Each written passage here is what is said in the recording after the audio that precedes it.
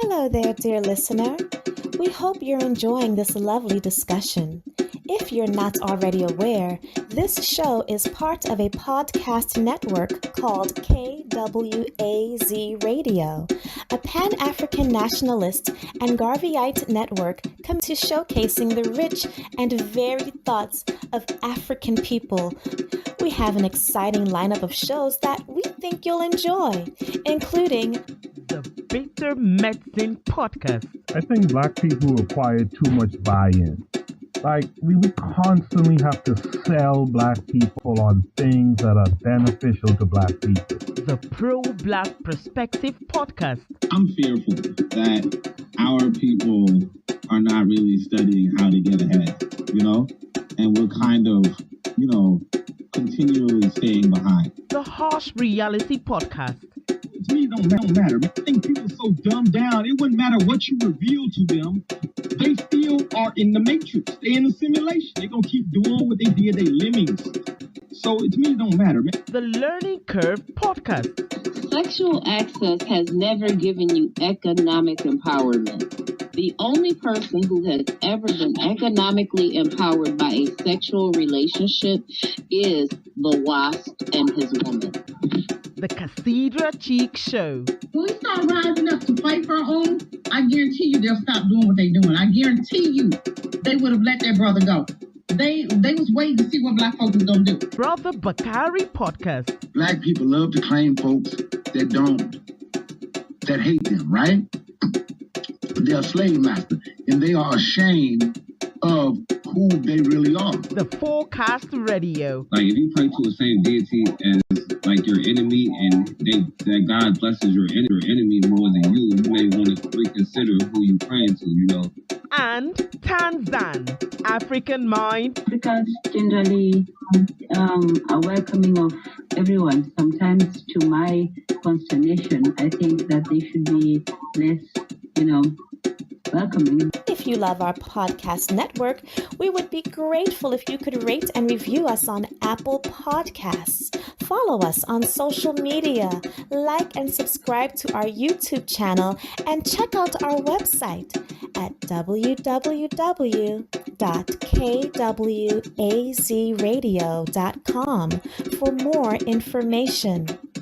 Thank you for tuning in. And now, back to the program.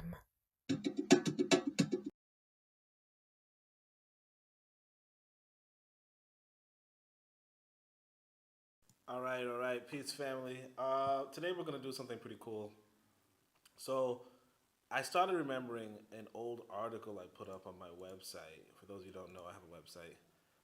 Peace, Brother Bakari. Brother Bakari is here. I have a website. It's the African Blood Siblings .wordpress.com website. And I was reminded of an article I had published, I guess, back in 2013.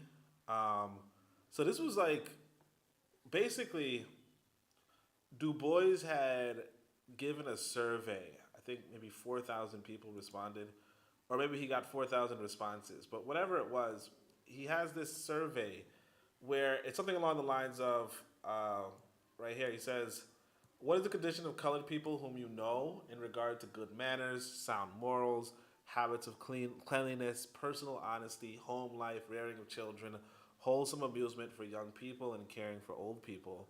He says, what is the church doing along these lines, and how do present conditions in this respect compare with conditions 10 or 20 years ago? So of those 4,000, 10% responded, so he has 400 of them, and he preserved them in the study. And so for this article, I did not republish the all 4,000 responses or whatever, or 400 responses. But I did put the article, the link. This PDF version is no longer available. This source is, so you can see this one. This is the source. This was the source I used. And then this is the PDF link. So what I did, I just came through and updated two different versions. This is the EPUB version, and this is another PDF. I think it's this, actually. I think I just made it, because the reality is that a lot of these websites are going to disappear. a lot of these websites are going to disappear. So what I did was I just kind of said, let me just update this. But I also thought maybe it would be interesting to actually look at this article again. So I could tell you guys the like right here, I selected 5 of them, and I said, things haven't changed much. But I think we could also look at the whole document. So this is the answers to 1914, and then I'm going to try to give some answers for 2024, both in America and Dar es Salaam. Right now I'm in Dar es Salaam. Okay, so let's just see if I could do that. So I'm going to switch screens to the EPUB version. Oh, brother says my mic was low. Okay, can you guys hear me now better? I'm going to do the EPUB version, and this is what it is. So he says, look, we subjoin 123 answers from 29 states as to the manners and general courtesies of Negro Americans. So first, he goes in alphabetical order between the different states that responded, and obviously 29 of 50, right? But he says Alabama. In Alabama, they say the educated class of our people shows a certain degree of culture and refinement, but the masses do not. The latter needs especially to be careful about their manners and general deportment in public places. So you see this kind of, don't wear your pants below your butt. You know what I mean? Like you see that even in 1914. But for what it's worth, it's it's not bad advice. Like we tend to make it seem like, oh my gosh, it's classist and you just respectability politics, right? But like it's really not bad advice. Like I just saw this video. I saw this picture of this. I guess people are in a billiards, pool table, and the dude had his whole ass out, like not like fully naked, but like his whole underwear was out. And it was just like, what's the purpose, right? But anyway, let's keep going. So in Alabama, again, he says, the manners of the colored people whom I know are fair. They're about as good as can be expected in the present state of intelligence. They often are rude, but mean well, which is, again, this was, I think these are black people who are responding. Yeah, these are black people who are responding, I'm pretty sure. But yeah, the men are, in Du Bois' term, it could be mixed people too, like colored people who are like, 1%. But anyway, let's keep going. The manners of the majority of our people are very good, and they are making improvement, of which we are very proud. There are 2 distinct classes of colored people in Birmingham. The mining class, a very poor and ignorant set of miners. The better class, the people who own homes and are engaged in the professions and paying occupations. The manners of class 1 are sometimes rowdy in public places. The manners of class 2 are practically irreproachable. So you have the people who are getting minerals in Alabama, right? And I don't know if any of us know those people, right today. And then the people, the homeowners, whatever. So he says, as a whole, their manners are not up to the standard, but this is due very largely to the lack of proper training. In cases where they had their proper training, they as a rule, are very good. And this reminds me of this elder I had, and she was from the South, and she said there was like this book. I don't remember the name of the book, but there was this book where black, like you pretty much can learn home training from the book. It was pretty interesting that she showed me that. But all right, let's keep going. The general manner of the colored people in the district where I reside are 75% better now than what it was 5 years ago. It is the Tuscaloosa district and covers about 50 square miles of territory. I feel like Brother Makari sometimes talks about the Tuscaloosa, but I'm not really sure. Because it sounds like it's from Alabama. All right, so a few not unusually good, fair, a smaller number good, a number by far greater than aggregate of other 2 classes bad. He says a lot of people are bad. Not usually good, a small number good, and a lot of people are just bad. The majority of colored people of this vicinity have very good manners. They are very kind and courteous to each other and to strangers. They work to the advantage of each other. They are fairly good, can be a great deal better. For uneducated people, their manners are harmless enough. All sorts of manners from the best to the worst. The best educated have the best manners as a rule. On the whole, they are better mannered than their white friends, right? So, again, you have black people who are just like, what? Compared to white folk, we all right. And that's kind of like my mentality, too. It's like, Yeah, compared to white folk, black folk are alright.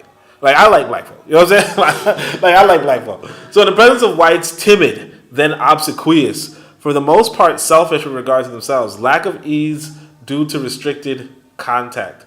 So he says, in the presence of white people, like our manners are very timid and obsequious. Can you imagine that? But of course, this is 1914. It's not 2024. So I think that's something that probably changed a lot too. So anyway, let's keep going. In most cases where the proper influences have been brought to bear, and most especially where a thorough school training has been given the individual, my people exhibit remarkably good manners, right?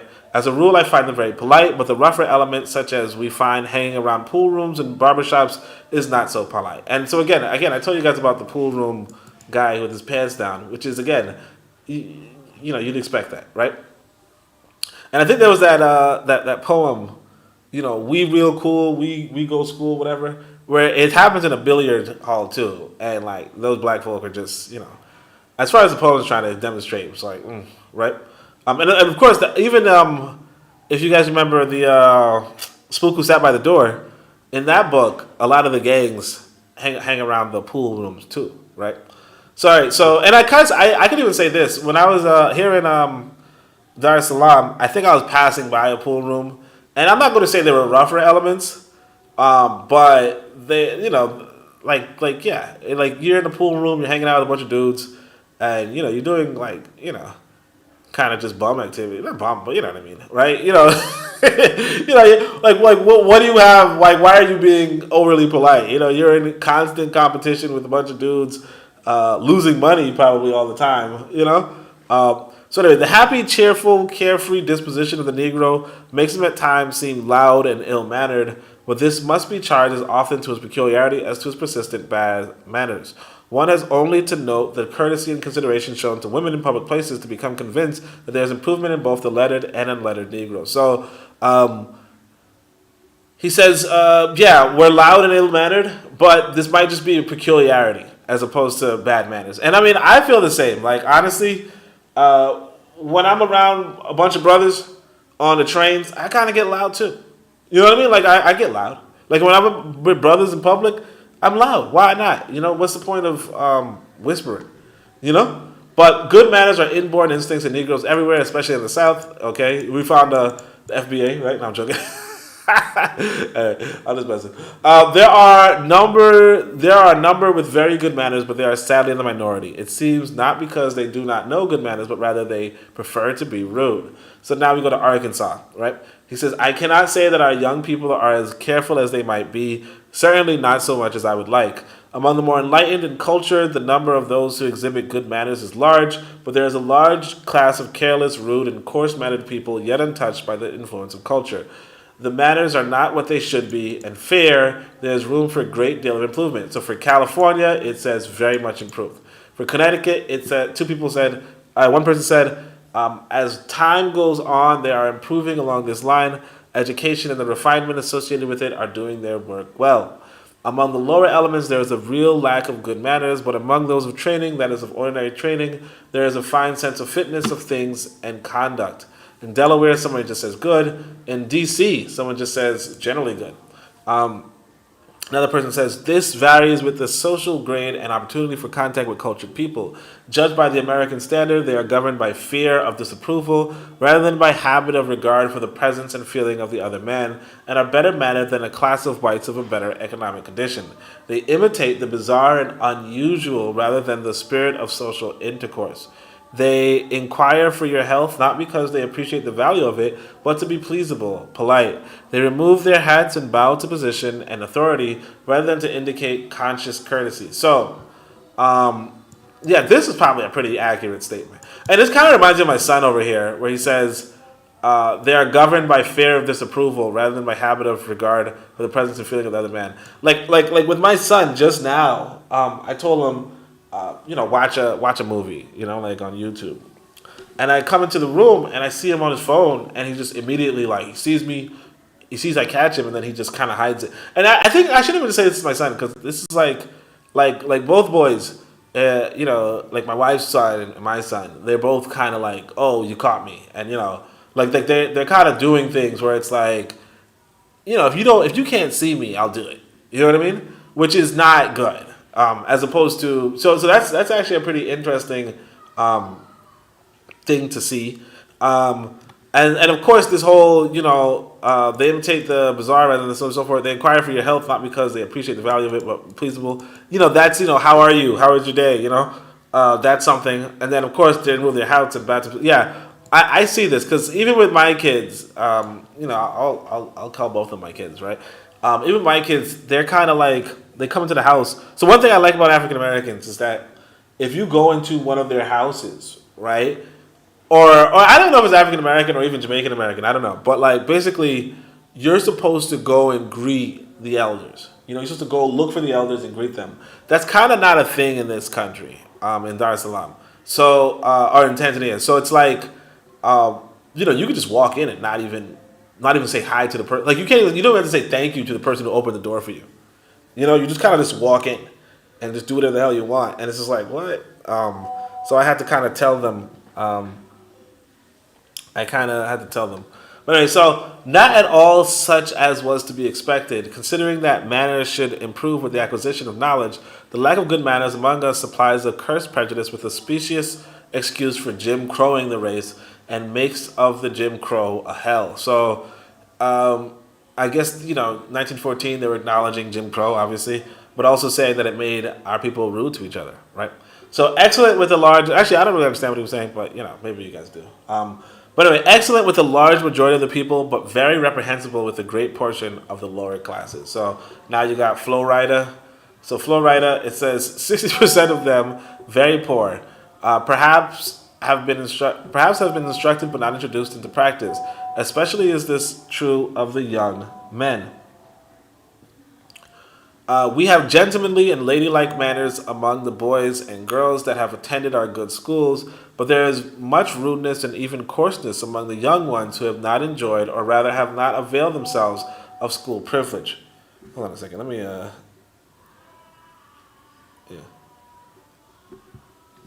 compare favorably with the other race. So again, you just say it like it is.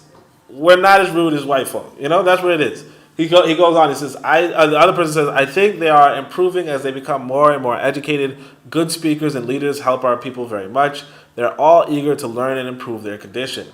The people in general have very good manners as far as they really know, while there is room for improvement, right? Another person says, we have many that are fair, yet there are many who seem to know or care very little about good deportment, right? And I kind of see that. I'll say what I think about today's America and today's Tanzania. But it is what it is. So he says, with few exceptions, manners very poor, polite enough, but manners poor except very small minority. Young men, as a rule, have no respect for their girls, but seek their downfall. Okay, they keep, and this is Flo Rida, right? Yeah. Okay. Who's shocked, right? Young men, as a rule, have no respect for their girls, but seek their downfall. They keep company with the lewd and best at one and the same time. Oh, interesting. They are boisterous and loud. They are given to clog dancing and the reel. They feel that they are privileged in every home on equal terms and will bloat if they are restrained from their street manners. So I guess he's talking about the young men. And basically, you kind of could see this. Like, be for real. Like, as much as I would like to say, black manners, so on and so forth. Like, depending on what class, or I don't want to say class, but depending on what social group of black people you're talking about, some of them, would try to bring a fight to you. You know what I mean? So let's see what he goes. About as they are elsewhere, a shade better than the average American who has a reputation for bad manners. So again, maybe Americans in general have bad manners. So then Georgia's important. He says the better class of people have very good manners and are still improving. While the condition is not as general as desirable, yet there is progress towards good manners. Good in many instances, majority exceedingly poor. The tendency among the young, after going through the 4th, 5th, and 6th grade in city schools, is to live in the streets, and their manners and street behavior are very, very bad. We might as well face the music, for here I think you have touched a key that will make a very sharp, harsh note. Some of these young people come from the homes of parents that have good homes and fair surroundings and fair education too. In general, the manners of the Negroes are good when alone, but when in crowds, he usually becomes boisterous, rough, and impolite. And that's how it is for me too. Like, by myself, obviously, I'm not like I'm not making a lot of noise, but yeah, if I'm in a crowd, why not? So great improvement. There have been wonderful changes during the last decade. This improvement is greatest among the young women. I have an extensive acquaintance with all classes of colored people in the city of Atlanta. I think their general manners compare favorably with those of any people among whom I have lived. There is much room for improvement along the lines of good manners among the colored people, especially towards one another. Yet there are marks of improvement. Our young men and women do not seem to use as the good manners towards one another as the older people. The colored people of my acquaintance have about as good manners, if not a little better, than any other people of equal education and refinement. Though manners are scarce among the colored people here, percentage of forced manners, that is, manners from a selfish standpoint, is somewhat greater. There is much need of improvement, and the schools here are giving the subject more attention. So, of course, forced manners, that's another thing that you have to think about. The colored people whom I know, as a rule, have very good manners. They are polite and respectful. Of course, there's a class who are not so polite and respectful, but the majority of the people have very good manners. So now we go to Illinois. It seems to me that they are losing our good manners in cities. Parents take too little time to train their children. The older folk are selfish and to a very large degree don't regard the feelings of people they don't know. There seems to be an effort to break away from the old ways. So again, Illinois is the thing about Barack Obama, right? So I'm inclined to think that the large city Negro suffers by comparison with the Negroes of the smaller populated cities and towns in the rural district. As to manners, I'm not sure the race is any improved by its education over the first generation removed from slavery. So, and again, remember, 1914 was pretty recent. So again, slavery was pretty recent for 1914. Indiana, matter of fact, Du Bois, the author of this book, no, not him, but Booker T. Washington was enslaved. Like just toward the end of it. Indiana, fair. It must be admitted, while the manners of our populace is fairly good, there is a room for vast improvement. Our bumptious Negroes ever present. So in Kansas, it says, are lacking on account of false standards of morals. Much is being done to build a foundation for good manners. In Kentucky, it says, good when not molested. So if you don't molest us, we're pretty good, which is okay, right? I find much improvement, a steady... like, why would this man say that? Man and woman, right? I find much improvement, steady growing better along this line. Good when restricted by fitting rules and regulations, provided they are properly executed. Otherwise, uncouth. The manner of many of our young people, particularly women from the ages of 24 to 37 years of age, are not just what they should be in regards to politeness. They seem to forget what appreciation of small favors means. Thank you is obsolete. Exactly. This is something I have to teach my son and, just people generally. Just say thank you. Needs more culture. Another one, marked improvement during the last 10 years in public, especially. The schools in these parts have succeeded in supplying the training often neglected in the home. The results both apparent and pleasing. And not so good, they need more training in that line. Young people have not got the manners they should have. They should be trained in the churches and in the schools. Good manners will help us at any time and any place. Louisiana. The great mass of Negroes possess excellent manners, but you would be surprised to know that a goodly number of those who attend the finished school assume an air of importance and fail to look up to their superiors. So again, assume an air of importance and you fail to look up to your superiors. Like maybe they feel like you feel like you're superior, they feel like they're superior. You know what I mean? Anyway, let's go. They are very generous in every stage of life so far as I've seen in business, with quite a deal of them. Manners are comparatively good. I have always found them so. Individually, in crowds they are noisy, but as a rule, good-natured, right? And, again, like I said, I feel the same about me. Majority seems very polite. Manners among our young boys and girls who are attending school and college are not what they should be. Truthfully, there's room for improvement. Sorry to admit it, but the average is poor here.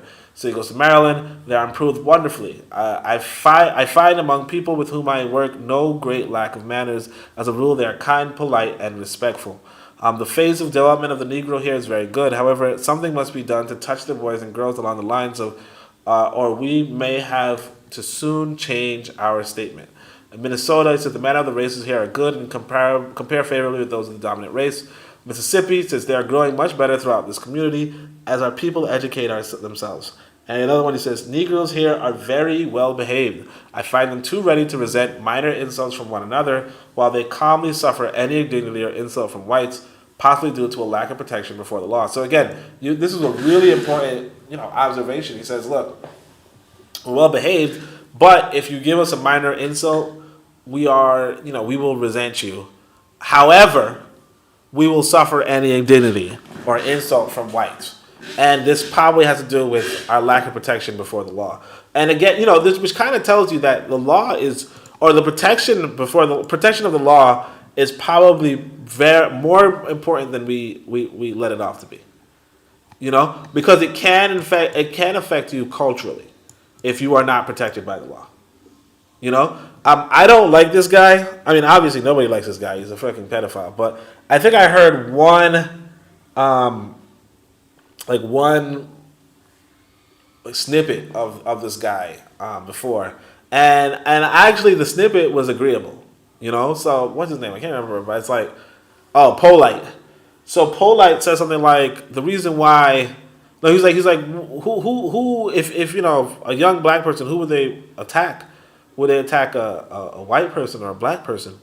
And he was like, yeah, they would attack a black person. Or maybe he was saying he would attack a black person. I don't know. I don't remember. But the point is that the reasoning behind it was that the white person is protected by the law. So if you attack a white person, the police might come after you. But if you attack a black person, the police might not come after you.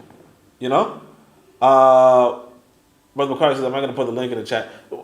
Well, I'm not on StreamYard. I'll see what I can do.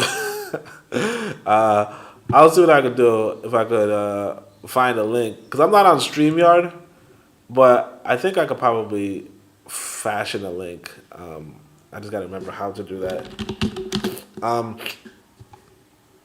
Give me 2 seconds. I'm almost out of storage. Shit. Give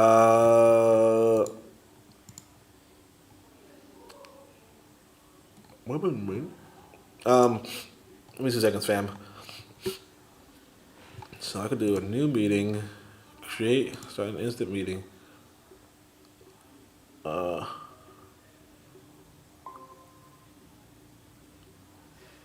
right, I think that could work.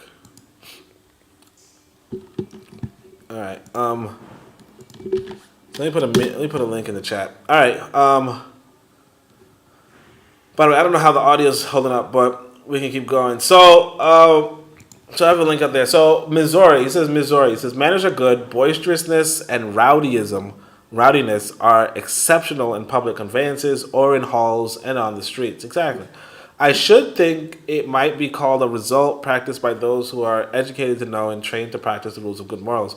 Our people are gradually emerging from ignorance, thus the counteracting forces of good manners are gradually lessening. So again, there are forces of good manners, or the counteracting forces for good manners, and those are gradually lessening. So that's pretty good. St. Joseph, a city of possibly 8,000, has not more than 4,000 or 5,000 Negroes. There are scattered over the city, and there is now one street where the rough element congregates in large numbers. I would say the people are well-mannered as a whole. Few are seen on the streets. They are admitted to public parks and receive courteous treatment. So, that's what it is. Brother Carter says, wait about 5 minutes. Next one is show marked improvement, yet uncertain as to what constitutes same, standard rising. So then you have New Jersey, and obviously New Jersey, probably rude, right? It's just, among the older people, fair to good. Among the youngers, rather below fair, on par with the average American. So, yeah, you know what I mean? Pretty much just normal Americans. New York, so this is the city I'm from, I guess. Fairly good in the section of the state. Of course, the colored people here, mostly as the number of them came directly from the South here. They compare favorably with any others of any other race here.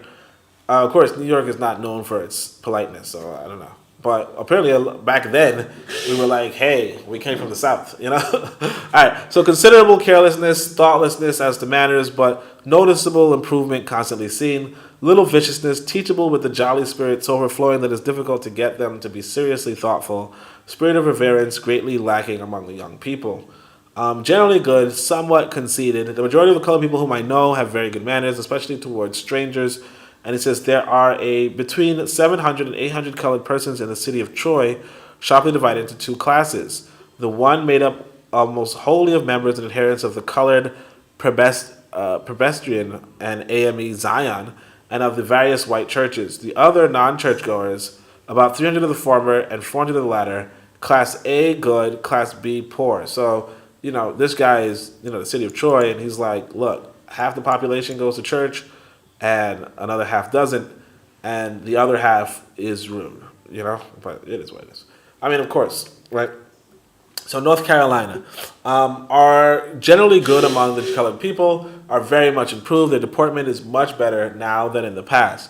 A few have good manners, but the greater number are rough and uncouth. This has been neglected in the homes by the parent. So again, you have people pointing out, you should learn this at home.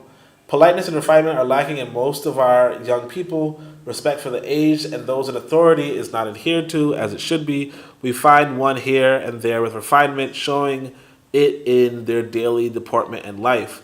Improving, they have not reached the stage of the most cultured as a mass, but quite a number are refined. The masses need to be improved in this respect.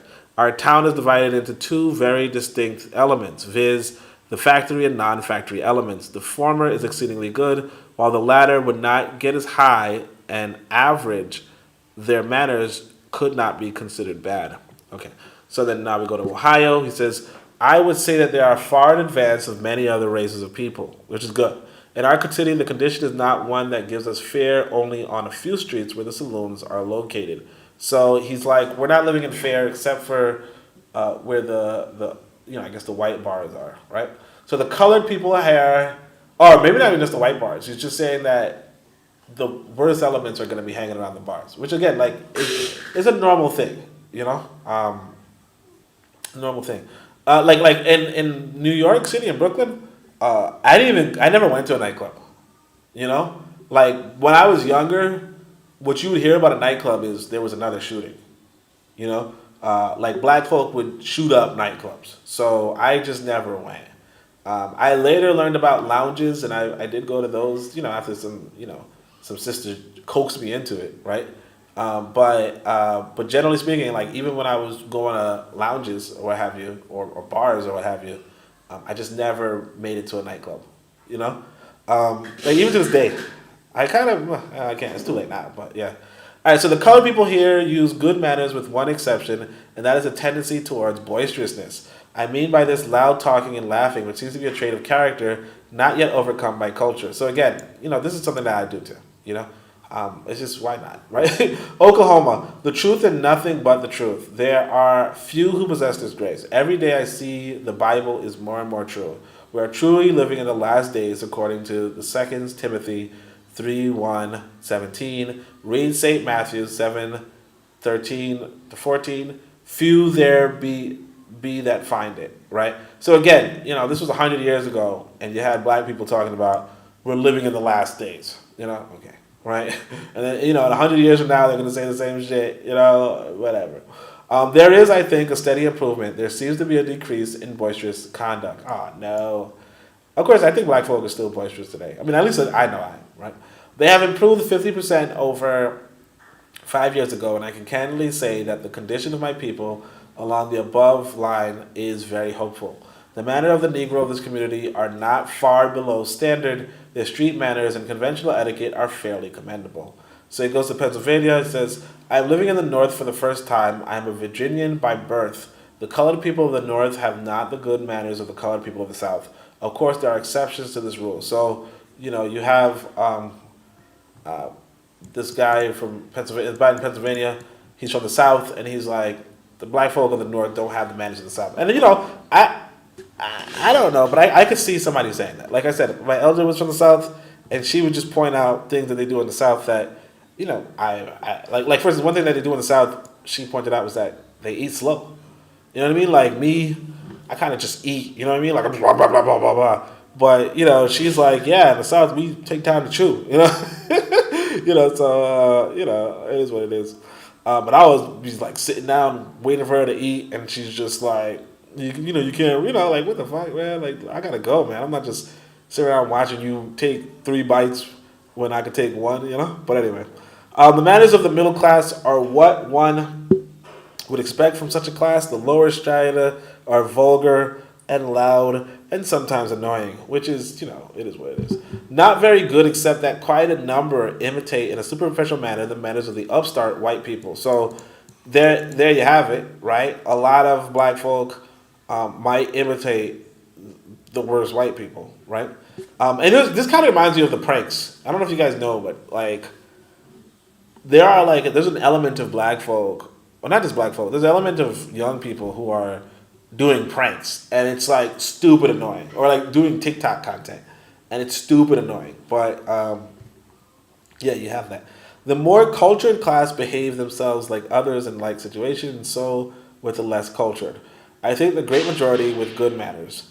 I find the great majority with good manners. Viewing the colored people of today from but two classes, viz. The upper and the lower, or the professional or laboring classes, I find myself inclined to believe that with the different social and intellectual advantages at their respective doors, the laboring class exhibits a greater and more pleasing degree of conventional good manners than the professional class, whose exhibition savors of a veneer. So this is actually a little bit of reversal of what you'd expect from what everybody else is saying, but what he's saying is that the lower class has better manners than the upper class, where the upper class kind of seems like they're faking it for, like for their own, like to like manipulate you. You know what I mean? Which is a thing, right? Rhode Island says, boisterous manners from the class very recently from rural parts of the South. Among the best class, the manners are typically New Englanders, formal, coarse, and precise. So South Carolina says the majority of young people are rude as a whole. And again, remember, you have this TikTok thing today where it's like young people generally, like like the more things change, the more things stay the same. You know what I mean?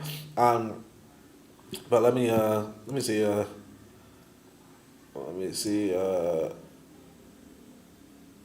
If anybody came in, no. All right, so as a whole, the colored people in this section of the country are very polite, charitable, and sympathetic. My impression respecting the matter of good manners among our people is that they are about the same as among other people of similar intellectual and social standing. While there are, of course, marked instances of the woeful lack of what are usually called good manners, and these make so profound an impression upon us that we are likely to know and remember them, there are many, a very great many, who are of polish and culture in these particulars, and those having a reasonable degree of those graces are, in my opinion, the large majority. So another person says, among some very good, among a large number of others bad, especially on the part of our men towards our women. So you have this, this incels back in the day, right? Right, he's going. They behave as well as the whites who had equal advantages, and I think better. So we get to Tennessee. It says Clarksville is a small town of about 10,000 inhabitants, over half of them being colored. In manners and culture, our people excel most places of its size. Our public entertainments are frequently visited by some of our best white citizens who always commend them. As a rule, children get but little teaching or drill as to good manners in the home. The school teachers in the school do most of the teaching along this line. While there is but little uncouthness, there is, on the other hand, not much real politeness. So, again, this person's saying you're not getting homeschool. Like, you're not getting home training. You're getting school training. Teachers are doing pretty good at getting rid of uncouthness, but not really politeness, right? So, you might not be farting in public, right? But you're not holding the door for anybody either. You know what I mean? Which is okay, right? So Texas. While the manners of our people here are not as good as desired, there is a constant tendency towards improvement in this respect, and is hoped that conditions of our character will soon be second to none. The old people are exceedingly polite. The Negro, who has the school advantages, polite. The unchurched and uneducated Negro is rough and ugly in manners. And of course, you got to remember that this is during a time where church was a good thing, right? All right, so anyway, Texas is still in that period known as the condition of the wild and woolly West. People are not as polite here as in the East. I am a Virginian by birth. What are these Virginians, right? I'm a Virginian by birth and have lived all my life in the East. I do not think the folk here measure up to the folk in the East in manners. Still, there are some here who are up to the standard of any race. The colored people have great respect for the white people, but they are greatly wanting in manners for their own people. So that's another thing right here. You see, and again, what's interesting is that because you have 100-something responses, right? You see 100-something responses, right? Like some responses are similar, but like some of them are pretty unique, and they like kind of give you insight. So he's like, among the colored people, you'll see a great respect for white people and a wanting respect for black people. And I kind of want to say, if I'm talking about Dar es Salaam, you kind of see this too, but there's not really that many white people to respect, honestly. So it's kind of like it's kind of like in the back of their heads, but not really. And again, it depends on the religion. So like, if you're a Christian, you have a respect for white people, and if you're Muslim, you have a respect for Arabs. You know what I mean? And that's what it is, like, because that's kind of like what the religions are about, really. If you really want to look into Christianity is about you respecting white folk, and Islam is about you respecting Arabs. Like, if you were to just say it, in whatever. And if you were like Igbo and you were being taught Yoruba, like the whole basis of you learning Yoruba would be for you to respect your people of Yoruba. You know what I mean? Like, it's just that's just what it is. I feel like that should be common sense, honestly. All right, so he says the older colored people are ostensibly more deferential in manners of salutation, etc. There seems to be a general lack of good manners nowadays among all classes of the younger generation, both white and colored. But the colored people of the South are inclined to have good manners. On the streets, in the churches, and at other public places, fairly good. When sober, the conduct of the average Negro is kind, thoughtful, restrained, and considerate. When under the influence of strong drink or excitement, he is noisy, boisterous, and sometimes dangerous. The decent people are always decent. Among educated Negroes, good, varying from fair to bad among the less fortunate. Far above that of the average Southern Negro due to the fact that this city is an educational center for whites, and the schools furnish work for between 300 to 500 young men and women. Through such sources, they gain much uncommon knowledge. So, you see, this person is saying the black people here have better manner, far above other black people, because they are in a city for the educational, upliftment of white people, right? So they're in Texas. They're in the city where they work, and so they have much greater manners than all black people, kind of thing, which is kind of like, ugh. All right, or than the average black person. He says, always kindly disposed, growing. It has always been so with the older members of the race. The charge that the younger elements of this race are gross, insulting, and uncouth is false. He is actually demonstrating to the world his great susceptibility to good manners and practicing them. I live in an exceptional town. The colored people are very kindly disposed towards each other. They are trying to raise their children to honor and respect everybody, but the newcomer is so very much different in his life and manners until we hate to see the new class coming among us. So you have the oh my gosh, the immigrants are coming. Even back in Texas in 1914, right? And of course, there were immigrants from like other countries. There were just immigrants from other states, right? But anyway, so we have Virginia. Some of them excellent, many very deficient. My impression is that all of these subjects' improvements can be seen in proportion to the amount of education and proper home training. Of course, much depends on environment. Some have excellent manners, all that anyone might desire. Others that I know are sadly lacking in this particular. In some instances, the lack of good manners is due to home training. In other cases, it is due to home training. In other cases, it is not due to home training. So again, you see home training like twice in Virginia. And remember we talked about Virginia. Virginia was whatever. So he says, adults have become more formal and affected, and young people are less respectful than formerly. So then you go to West Virginia. He says, a large percent are still very much too loud in public places, but the Negro as a whole is improving in his manner. So a lot of times you're going to see us being loud, which is, again, like I see that. Generally speaking, the Negroes of Clarksburg have good manners. Among the transient elements, we sometimes meet with the coarse, insolent Negro. They are up to the average. The younger people seem to be more careless in other things than in good manners. And he says, the condition of our people in regards to manners is excellent. It's surpassed the Anglo-Saxon in many respects. So, but again, saying that the Anglo-Saxon is not that well-mannered, to you is, you know what I mean? Like, maybe he was never going to be well-mannered to you. So these are the editor's notes. There's 3 of them. He says, based on the content analysis of the data provided for this section, responses were provided for 1 to 22 persons rather than 1 to 23. Du Bois and Dill also indicate the questionnaires were received from persons residing in 29 different states. were actually received from respondents living in 28 different states and the District of Columbia.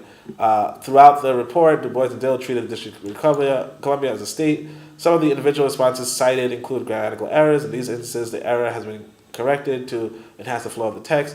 The meaning has not been altered. For example, the first line of this particular respondent comment was, "The general manners of the colored people in the district where I preside are 75% better now than it was 5 years ago." And his editors note the phrase "an average" appears to be a misprint. Probable reconstruction is an average. Yeah, we know. Okay, yeah. I mean, I think there was some data thing, but that's pretty much it. What I could say is, so let's talk about America, or at least New York City. Let's talk about the internet consciousness, if you will, and then let's talk about Dar es Salaam, right? So for New York City, I would say, generally terrible manners. Like, generally terrible manners. You should not talk to strangers when you're in New York City. And of course, it depends. And I'm talking about, because I'm kind of, you could say, let's say middle class or something, right? Or that's kind of the demographic you might find me in, associating with. You can't just randomly talk to a lady in New York City, unless you want to get torn down, torn to pieces. Generally speaking, you wouldn't want to talk to anybody. What else is there? Nobody really wants to know you. Nobody, it's like we're all just kind of especially in New York City, we're really socially disengaged from each other. Nobody's saying hi to you. I can speak for myself. I don't even, when I go to the grocery store, I was going to this grocery store and this lady was working behind the grocery store for, behind the counter for, I want to say years. And I've never spoken to her. You know what I mean? I don't even know her name. It's just not, it's very impolite in New York City. So if we go to the digital black people, obviously, very, very, very rude. The manners of black folk is just awful. Honestly, online, it's just awful. I hope. Let me see if I can look at the chat. There's no chat, but the manners of black people online is just plain awful. We're obviously fighting each other every day. We're definitely engaging in gender warfare and nationalistic warfare and so on and so forth. Just talking shit to each other. Things that we definitely wouldn't say to each other's faces, obviously.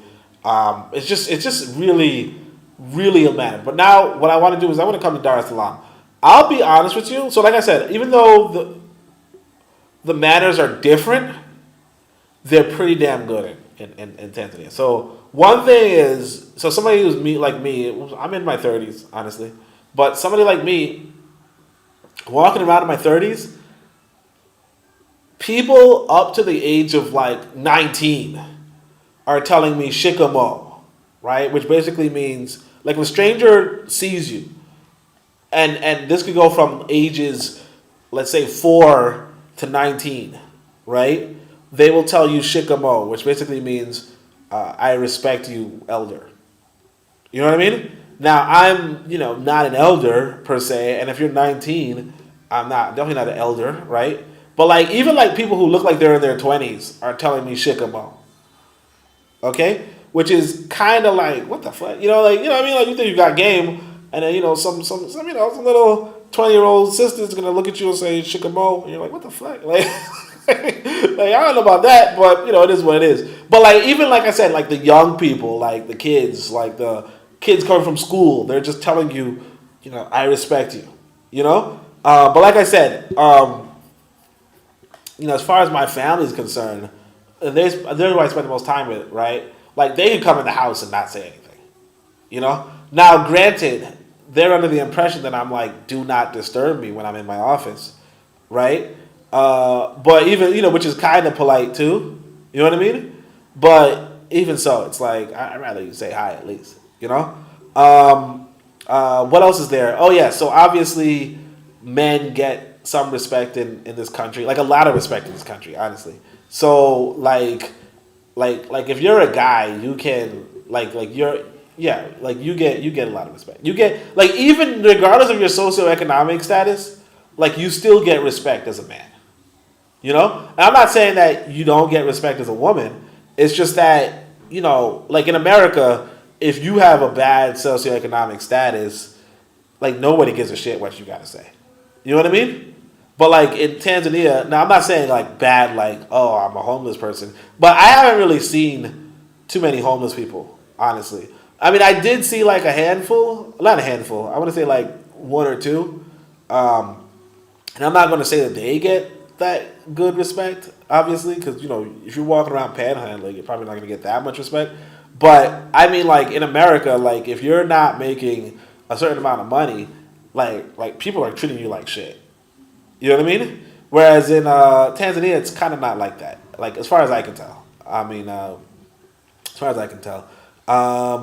And I think that's like generally speaking, I would say in Tanzania the manners are really good. Oh yeah, that's another thing. And it's kind of like almost to the point of pissing you off because I'm from New York, right? Where like you could be in a car, like you have an Uber driver, and the Uber driver doesn't say shit to you, and you don't say shit to them, and you could be in the car for an hour, and neither of you are going to say a word to each other. When I first came to Tanzania, it was like these motherfuckers couldn't stop talking to you, and it's worse because I don't like it. I don't want to talk to you. Like I just want you to drive me from point A to point B. These people will call you. Like if you book a ride, they will call you to ask you, oh, where are you? Like what the fuck? What do you mean? Where am I? I'm on the map, right? But like just follow the damn map. And they're like, oh, how do I? Sometimes they ask you how you get there. Like what the fudge? But anyway, they will call you. And one of the things I would point out though is this: that when they call you, they start with a long ass greeting. Like. What is it? Habari, you say Zuri, you say, Ugo Sawa, you just start talking to them, like, how are you? How are you? Is everything cool? Like, yeah, okay, let's talk business. So, I would say the manners are really good in this country, but they're a little different. Like I said, they're not greeting you, or maybe they do. Sorry. So another thing is that, like for instance, I told my wife's son, just call me Oni, and I told my son just to call her, my wife by her name. They don't like that. You know what I mean? Like they want you to give people that respect. So like you shouldn't call an adult by their name if you're a child. And I mean that they kind of have that in America too, but like it's not as enforced in America. Like I'll say that the boy, my wife's son, like he calls even his aunt's mom. Like to the point where like you don't even know what he's talking about. I was like, hey, who's in the house just now? He was like, my mom. And his mom's not even home. And I'm like, who the fuck is that? Like anyway, so that's pretty much what I would say about manners. So I would say definitely when it comes to manners, Dar es Salaam has some really good manners. But like New York doesn't now. Sorry, I didn't even know there was comments in the chat. So Amari says, the point you're making now certainly depends on the community. Yeah. I mean, yeah, exactly. So that's why I said New York, because I know the Black South has good manners. The Black South of America has good manners. So I say New York because I know that New York has shit manners. Like legit. I don't know my neighbors. And I mean, obviously, if you go to like certain areas, like these people will kill you. You know what I mean? Like depending on what area you're in, like black folk will try to kill you. Like just some areas in the hood, it's just not even it's not even a thing. So it definitely depends on what's like even within a state, like what community you're going to be in. Yeah, exactly. Yeah, that's what I'm saying. Because like for instance, I used to do like activism in Brownsville, and I would go to the apartment complexes and put up flyers, and I'm telling you, they tear the flyers down. And I don't think it was the business people. I think it was the people in the community. Like they will watch you as you're walking into their building, and it's not even like and when I say they will watch you, I mean like 12-year-olds, 10-year-olds would be sitting outside watching all of the foot all the activity in the community, because they're kind of thinking to themselves, are you trying to sell drugs? Are you trying to move in our community?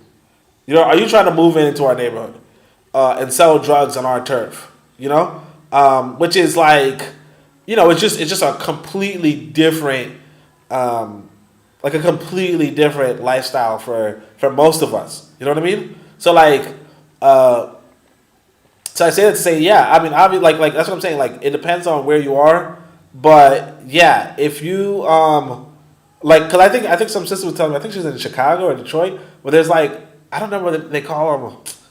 I guess some rappers would tell you there's like neighborhoods that are like named after like 6th Ave or 7th Ave or something, like 8th Ave, and people are like killing each other from different avenues or whatever. You know what I mean?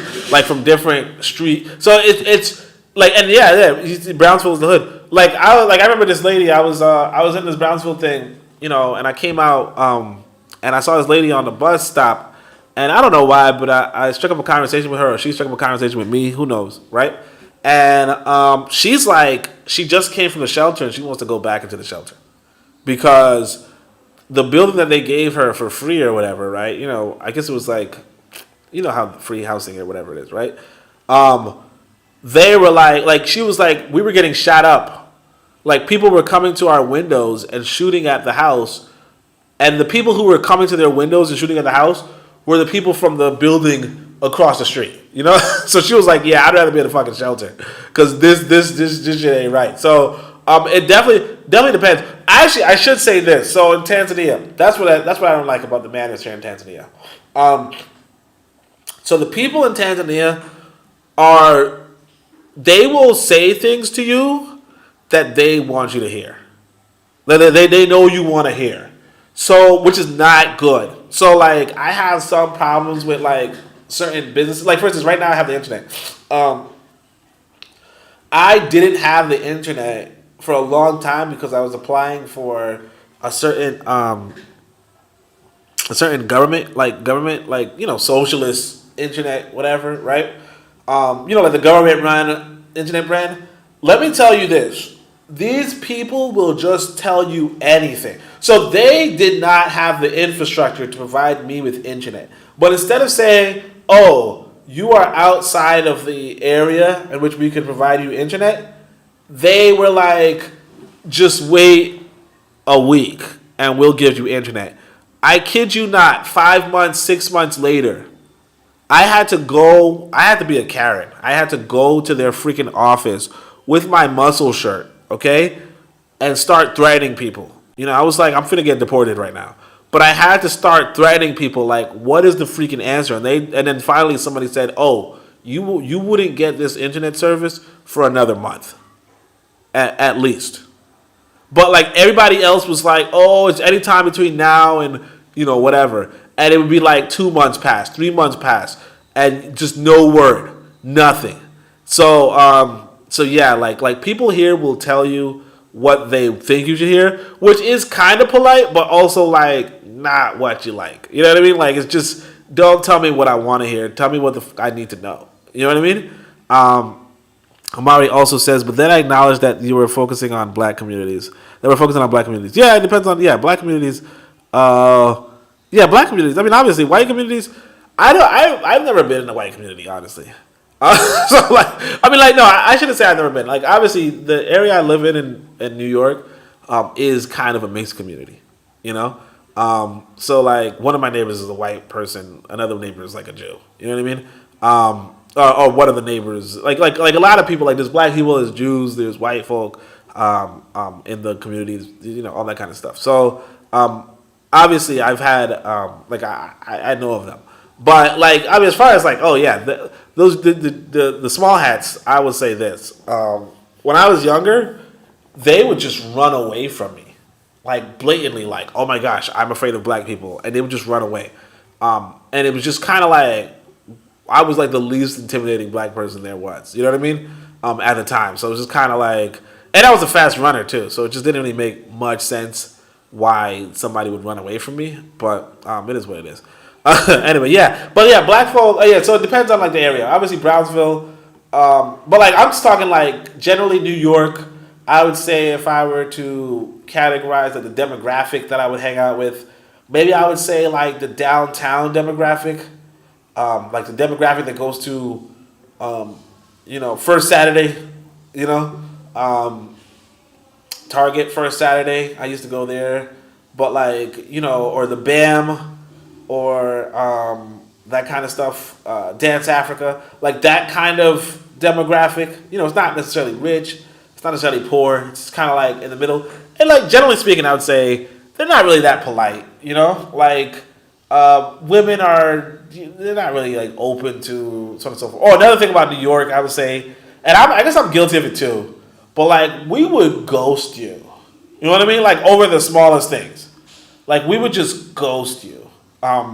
In Tanzania, it's not as simple. If I write up an X in Tanzania, they'd be like, "Oh, I was thinking about you every day." You know what I mean? People will check in on you even after. You know what I mean? But New York is kind of who the fuck were you? You know what I mean? I actually think but I mean, I'm guilty of it too.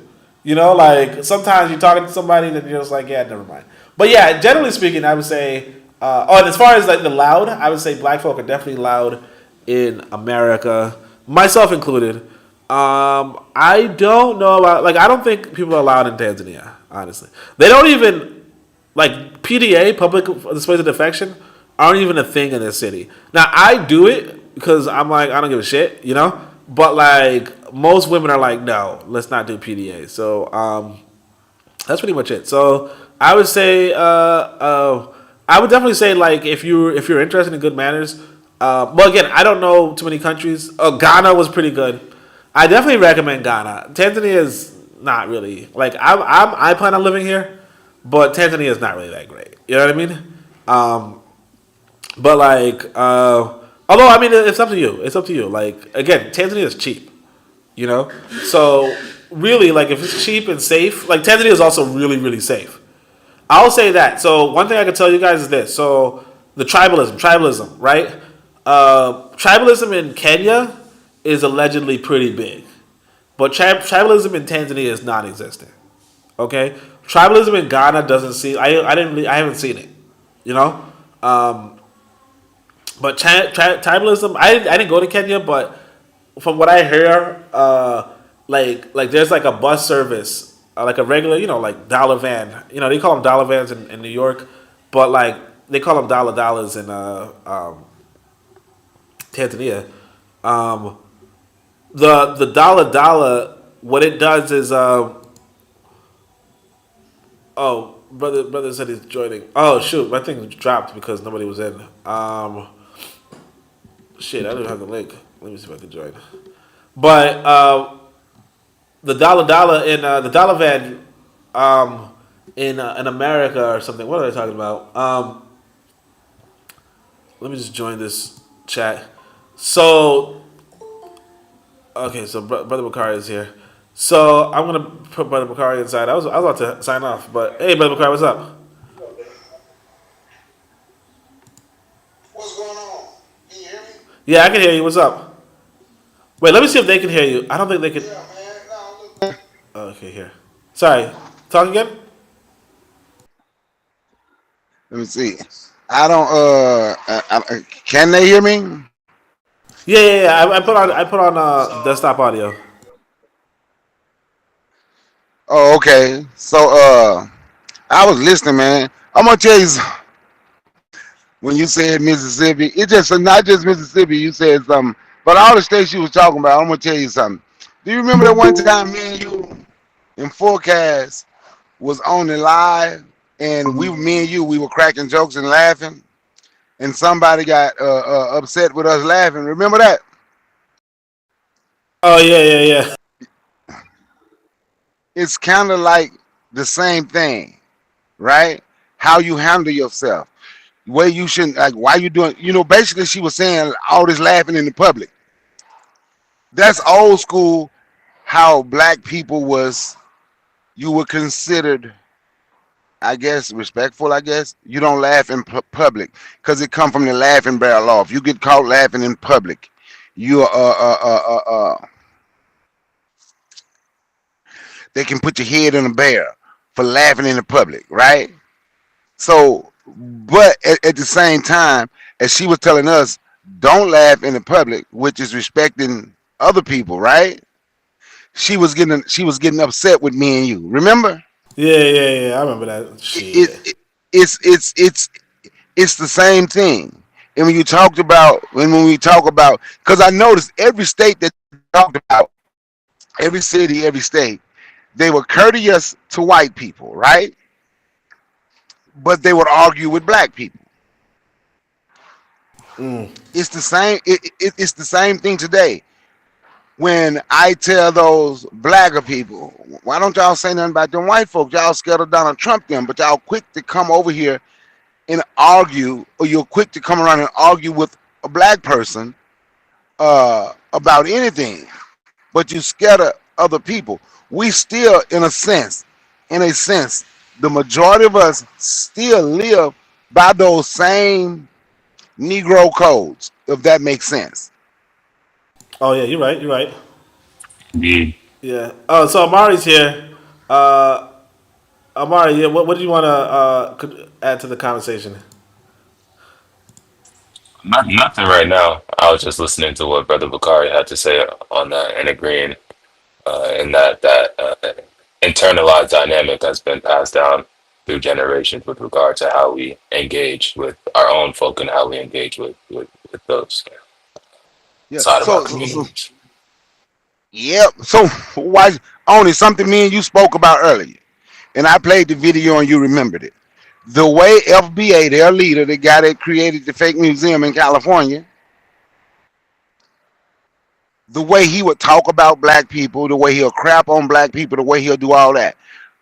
But when I played that video, and him and other FBA flunkies was doing a live with some white folks, and them white boys, that one white boy told them other FBA folks, "Won't y'all N word shut the hell up? We ain't here to talk to you. We want to hear the N word to Tariq talk." Nobody said nothing. They was quiet as a mouse in a tomcat house, and didn't say anything to Tariq. And I hate to even say his name because that's like too much respect to say his name. But in this sense, I got to. Tariq didn't say a thing.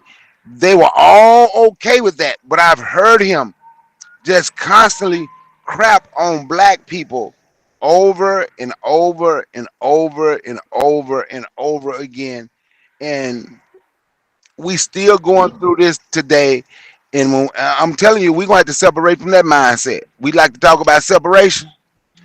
People truly want liberation. Like you have separated. You did the complete separation, and I'm proud of you. You gone.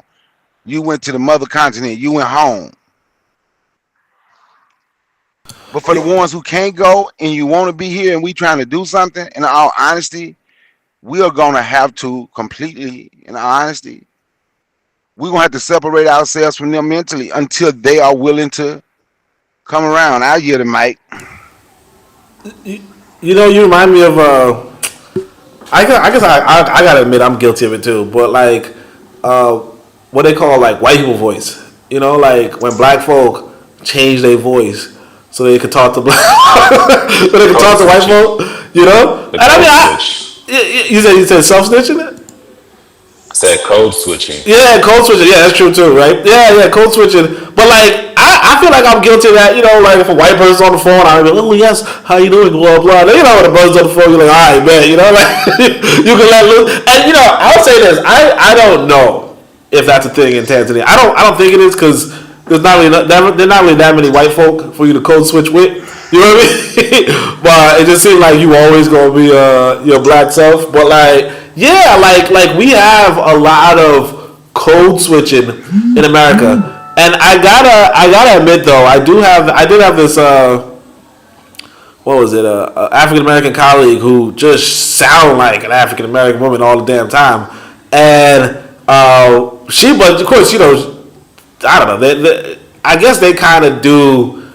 I don't know how to say it, but like it seemed like she kind of had that victim mentality. Like she was like, oh, they don't want to hire me because I'm black and blah blah blah. But also, she wasn't really like the best worker at the same time. So I couldn't really say one way or the other what it was, but it is what it is. Anyway, anybody got a comment on any of the content otherwise?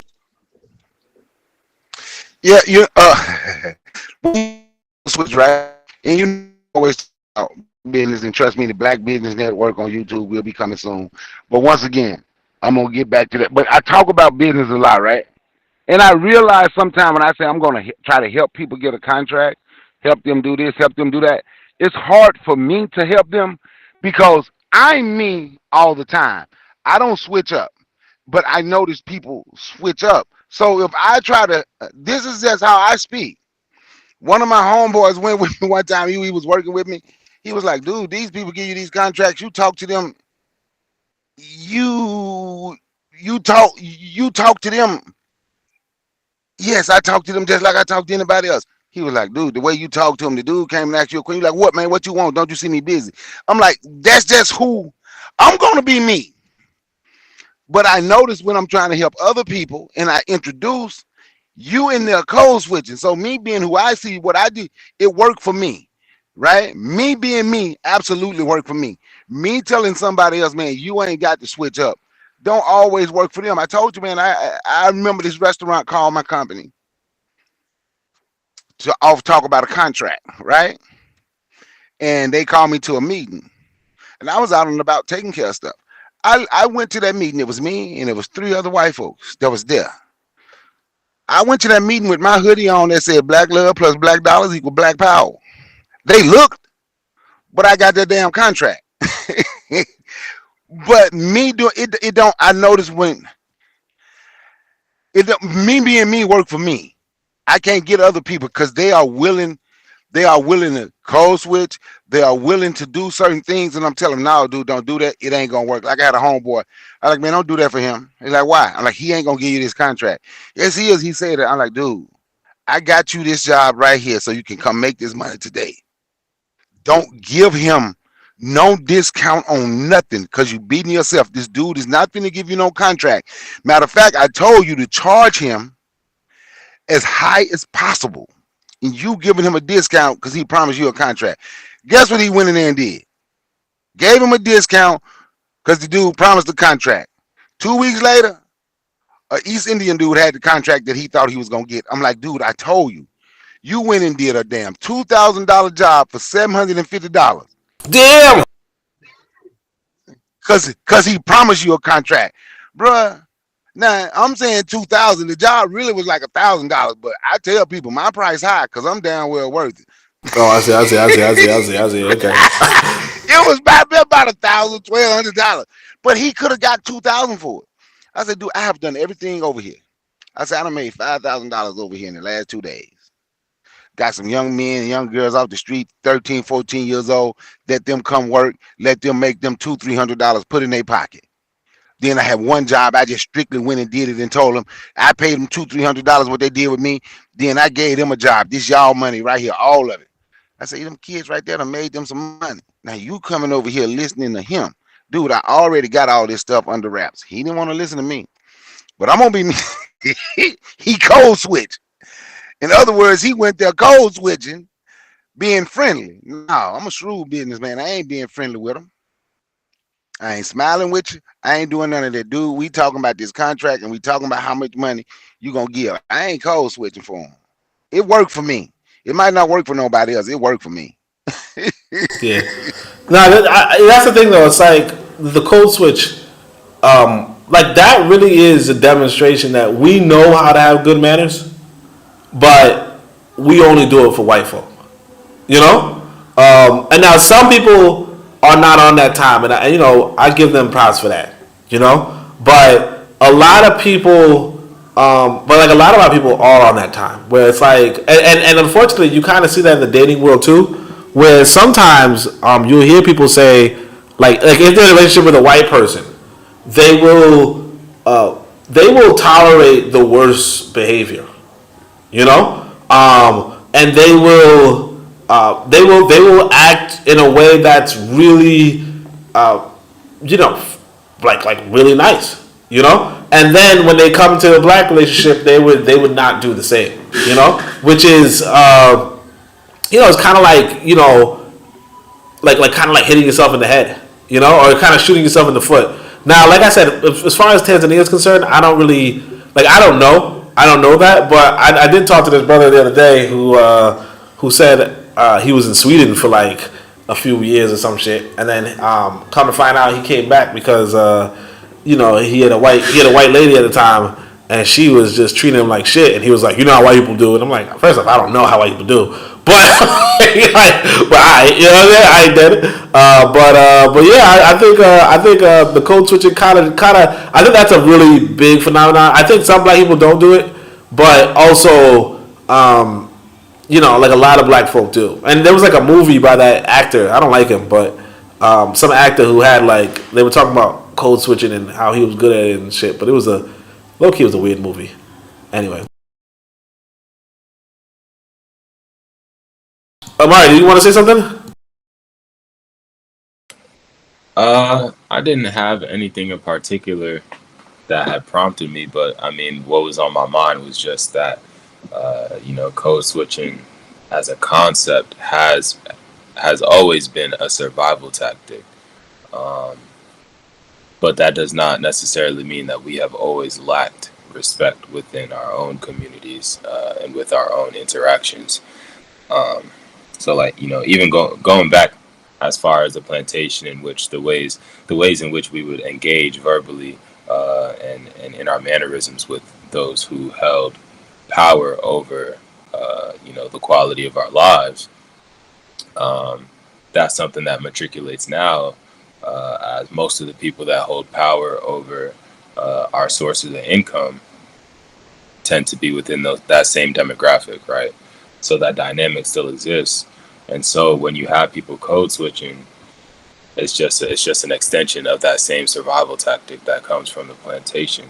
But like I was saying before, that doesn't necessarily mean that we should the code that we were using within our own communities has degraded over time, which is really, if I'm understanding right, that's the main theme of what this conversation is about: good manners for Black people.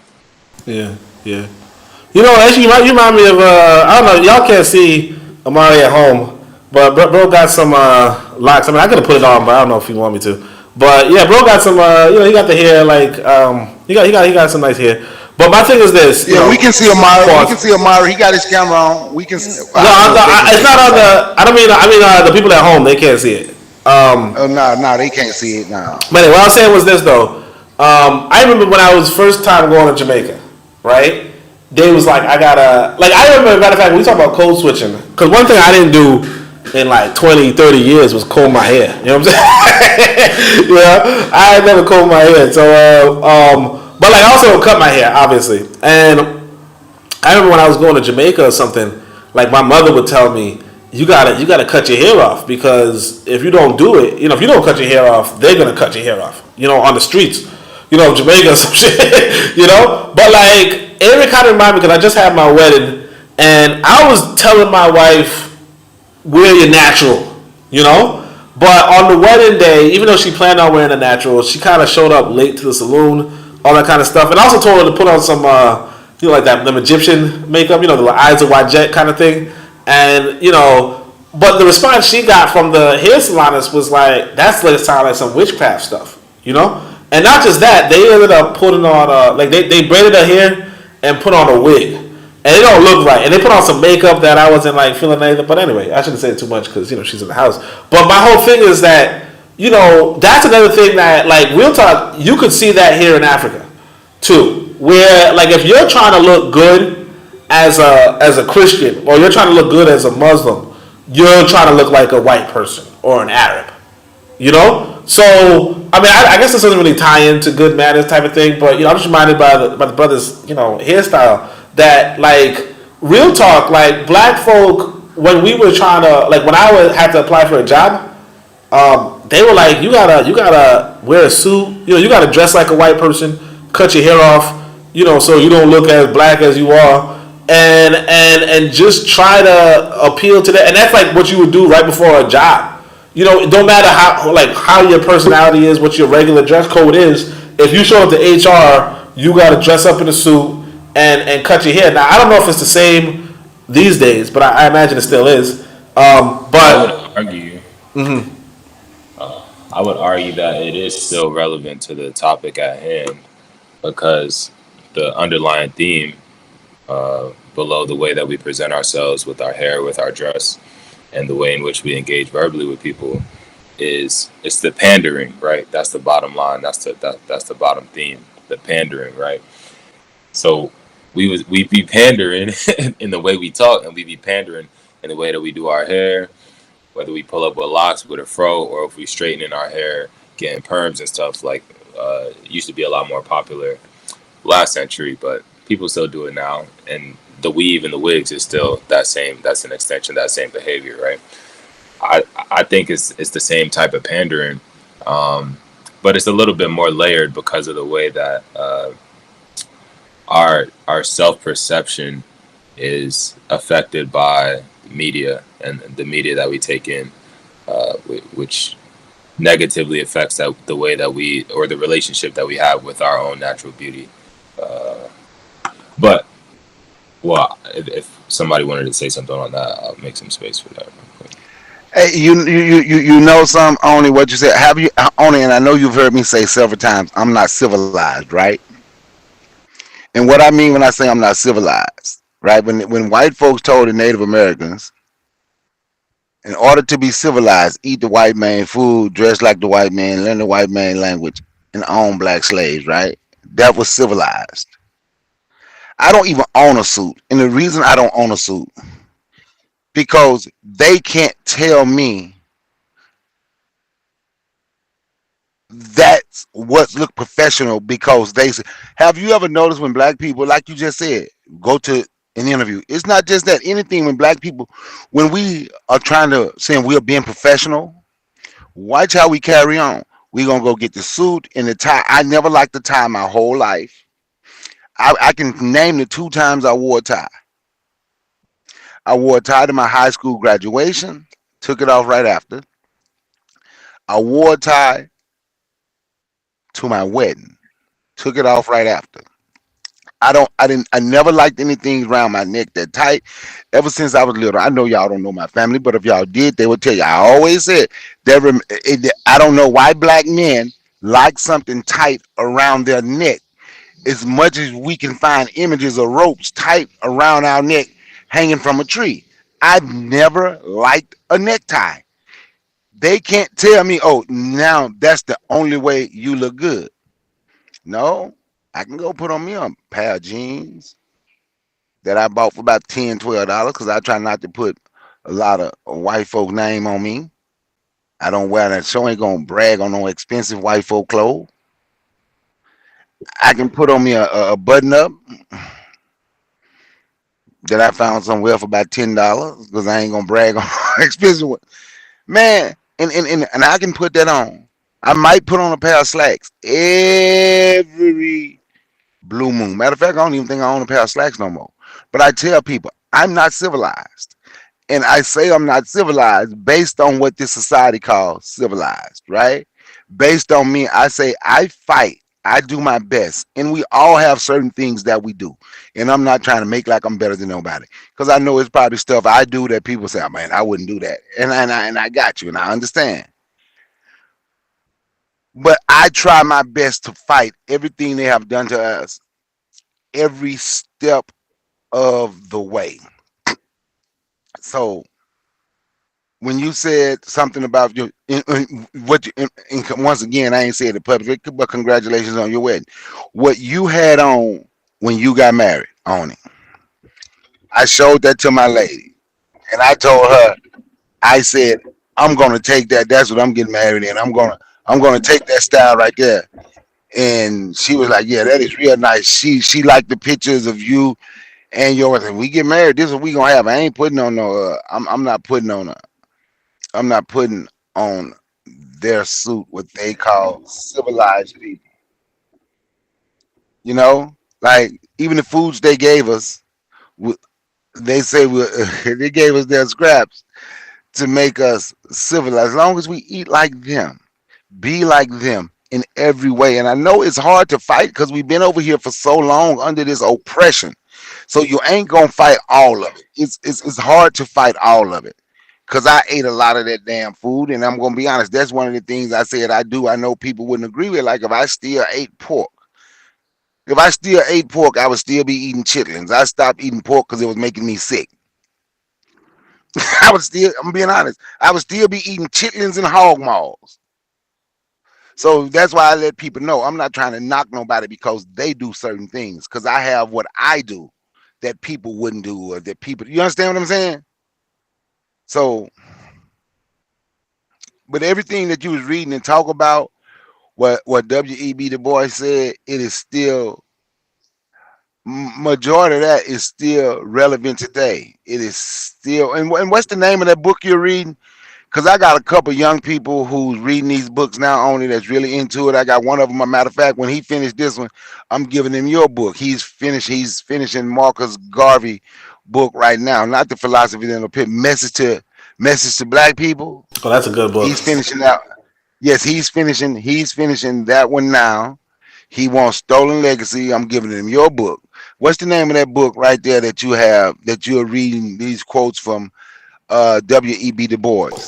Morals and Manners Among Negro Americans. Yeah, so yeah, that is something we need. Yeah, because that's another book I would get, because I have some youth now. Amari look like he's in his 20s as well. So Yeah, when I'm I go, 23.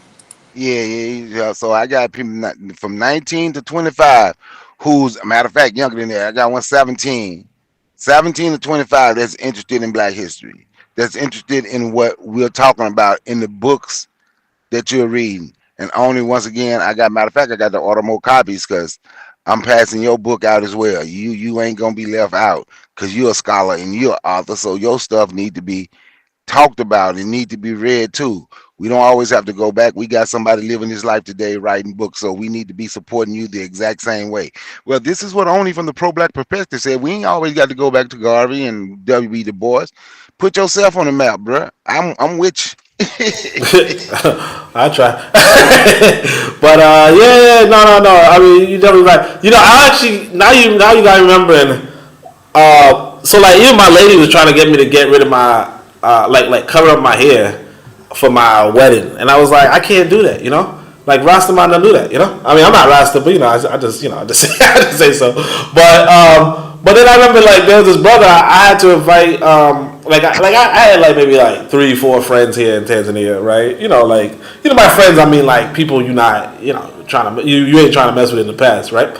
But yeah, one of them was like this brother. He was like a driver for me, and he was telling me, wait, where's your tux? You know what I mean? Like where's your tuxedo? And I'm just like, bro, man, tux are for cucks. You know what I'm saying? I'm not trying to wear no tuxedo. Like, I'm not coming to Africa to dress like a white man. Like, if I wanted to be a white man, I would have went to Europe. You know what I'm saying? So of course I dressed in an outfit that was kind of like fitting for more like Nigeria. But regardless, it's like, that's what we have to, like, we as a people have to be like proud of ourselves as a people. And I say that because, a lot of that, like I said, I think Africa has that, that connection with itself, that awareness of itself. It's that, I'm from this group of people. I'm Nyakusa, I'm Tonga, I'm this, and so forth. But it also has that religious indoctrination that does tell it, respect the foreigner. Try to be like the foreigner. Try to be the foreigner. And I think that kind of ties in with this whole good manners thing. Because, like, even when you say what are good manners, in Du Bois' time, it was, being like a church person, a churchgoer. It probably could have been being like to some degree, a white person. Now obviously, not any old white person, but a particular style of white person. So, but I would say that overall, I would say that Africa has, it has really, like as far as I can tell, it has very good manners.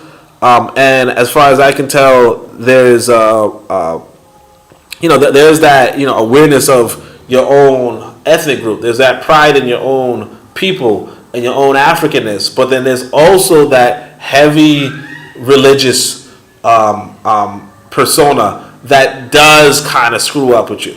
It does kind of screw up with you, because I could tell you that like like the Christian people I've met, they kind of do seem to be like. I'll put it this way. Matter of fact, at my wedding, I told this sister because the sister came to my wedding. I said, now that you came to my wedding, I got to go to your wedding as long as it's not with a white person. You know what I mean? Because my brother married a white woman, I ain't go to his wedding, and I had a good friend. I ain't go to his wedding because he married a white person. So it's like I just can't break my own code of going to no white person's wedding. You know what I'm saying? And she goes, "Well, you better get over that." And I'm like, "What the fuck?" You know what I mean? Like she's telling me, "Well, you better get over that." Who told you to get over there? That's what your wife told you? No, not my wife. One of my friends. Oh. She said, "You better get over that because see, another thing though. My wife, she's Muslim, so she don't like white folk, but she's okay with Arabs. You get what I'm saying? So that's what I like about religion. Like it could teach you to like for instance, like the Christians don't like Arabs either. You know, the Muslims don't like white folk, but the reality is that. But then at the same time, the Christians like white folk, and the Arabs and the Muslims like Arabs. You know what I'm saying? But what we have to do is we have to figure out a way for black folk to like black folk, and that's the thing that I got to give my wife props because she's from a certain ethnicity where when they were getting taught like you have to pay basically you have to pay I don't know, it could be like $200 or some shit, but you have to pay like $160 to like a group of like I think maybe 2, 3, 4 women elders who would teach you about womanhood, and being a good wife, but in a non-denominational, non-religious context. So and that's pretty helpful. Like they'll teach you how to treat your man, how to do that kind of stuff, which is really good. Now they only do it for people getting married, but still, I would say that there's a lot. Like if we comparing America to Africa, or at least I don't know. I haven't been all over America. I haven't been all over Africa, but from where I've been, black folk in America are generally not getting taught manners. Don't even talk about the schools right now. You get knocked the fuck out. Like your student will knock you out, right? Mama said knock you out. You know what I'm saying? But I'm talking about like generally speaking, we're not getting that home training, and we're not getting that social training for like being a good partner, being a good husband, good wife, being a good whatever. But in Africa, even though you're not getting that dating, you're probably not getting that dating stuff. But apparently, before you get married, you can take a class and learn a whole bunch of stuff, including how to, for a woman, how to, get down, which is, I ain't complaining. You know what I'm saying? I ain't complaining. But anyway, anybody's got anything else to say about this good man and stuff? So what do y'all think about, man? Like, what cities have y'all been to? What are the manners like? What do you think about the manners of the young people? And then what do you think about the manners of people online? And then, of course, if y'all have been to any African cities, I know Brother Bakari hasn't, but if you've been to any African cities, like what would you say about the manners there? In fact, we'll ask Amari. You can go first. You sitting there contemplating. I was listening, but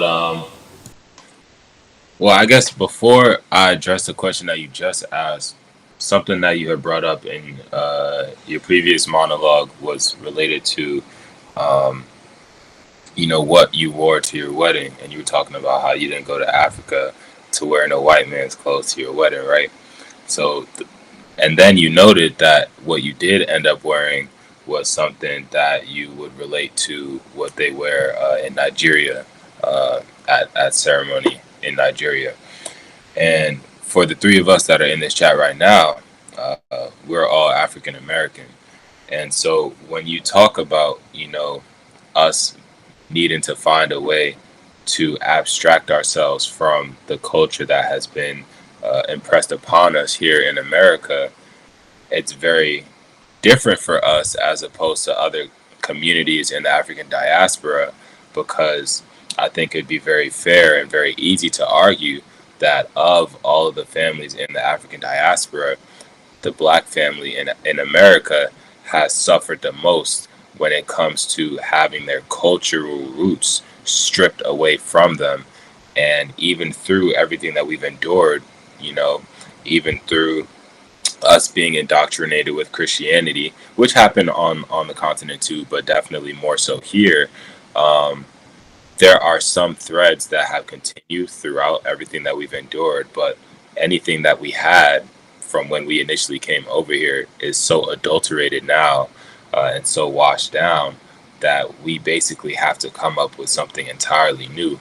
And so when we're relating to, what does culture and community look like for us, we essentially have to build something from scratch. We don't have, and we have to study the past much more in depth than, say, a community in Nigeria or even a Nigerian community here in America has to do. They have to do a lot less work in order to come up with the answers for that. And so I think it's really important to acknowledge that there's an extra layer of challenge for us as African Americans, because even if I have a wedding and I decide that I want to wear Ghanaian cloth as the groom, I'm not Ghanaian. I've been to Ghana, but I'm not Ghanaian, right? So what does that really mean for me, as opposed to if I were to have worn something from Kenyan culture, right? So it's like, what does that really mean as an African American? You see what I'm saying? Yeah. No, you're right. I mean, and I think this applies to the whole black diaspora. I mean, I guess we'll just, I'll try to respond to that, even though we were doing another question. But, yeah, like, I would say the entire diaspora. The way I look at it, and I say is that we are displaced, And like you said, I don't really like to, go into the Olympics of, who suffered the most. But, like, if we're being honest, African Americans did suffer a lot, definitely suffered a lot. I mean, of course, I'm not going to say most or least or whatever, but I will say that, what white folk did in America was really bad. Now, of course, my background is actually Jamaica, but in Jamaica, they said that the freaking life rate, birth rate was like, no, the death rate was like you would survive for 3 years. So a lot of people just came there and died after 3 years. And so they kind of lost their culture, but, they still have, they have something kind of, right? Or they have something that you call Jamaican, and of course, but African Americans have something that they can call African American. But the thing that really got to me about what happened in America was that they were breeding people in America, right? Like, they had breeding farms, and that was just, and obviously you probably lived longer than 3 years, right? But being bred is just a whole level of dehumanization on top of the torture and all that kind of stuff. So I always sympathize with our ancestors and what they went through, and of course, as the brother was pointing out, we can't really say, oh yeah, this is the tribe I was in. This is the thing. Now, a lot of us in the diaspora can say we are descended from Nigerians, right? You know what I'm saying? If nothing else. But of course, the culture that we had when we were leaving Nigeria is probably not even the culture that's present in Nigeria right now. The thing that a lot of us don't really remember, I would say, is that according to Carlos Cooks, I'll put it this way. He says that maybe 2/3 of Africa was killed during the Maafa.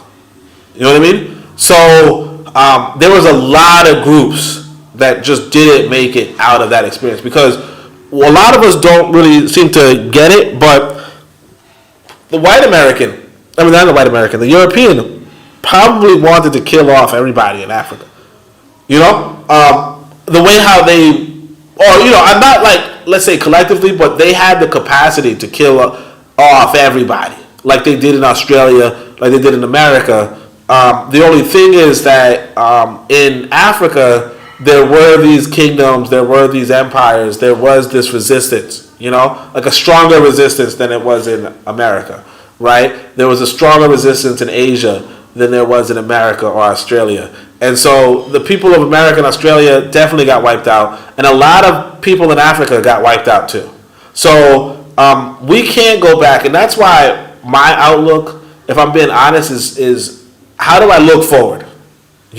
So I'm never going to be a Tanzanian, okay? My son, my American son right now, is never going to be a Tanzanian, right? Just like technically my father was never going to be an American. He came to America from Jamaica. My mother came to America from Jamaica. They never became Americans, and that didn't make sense to me. But as I got older, I realized, it makes a lot of sense.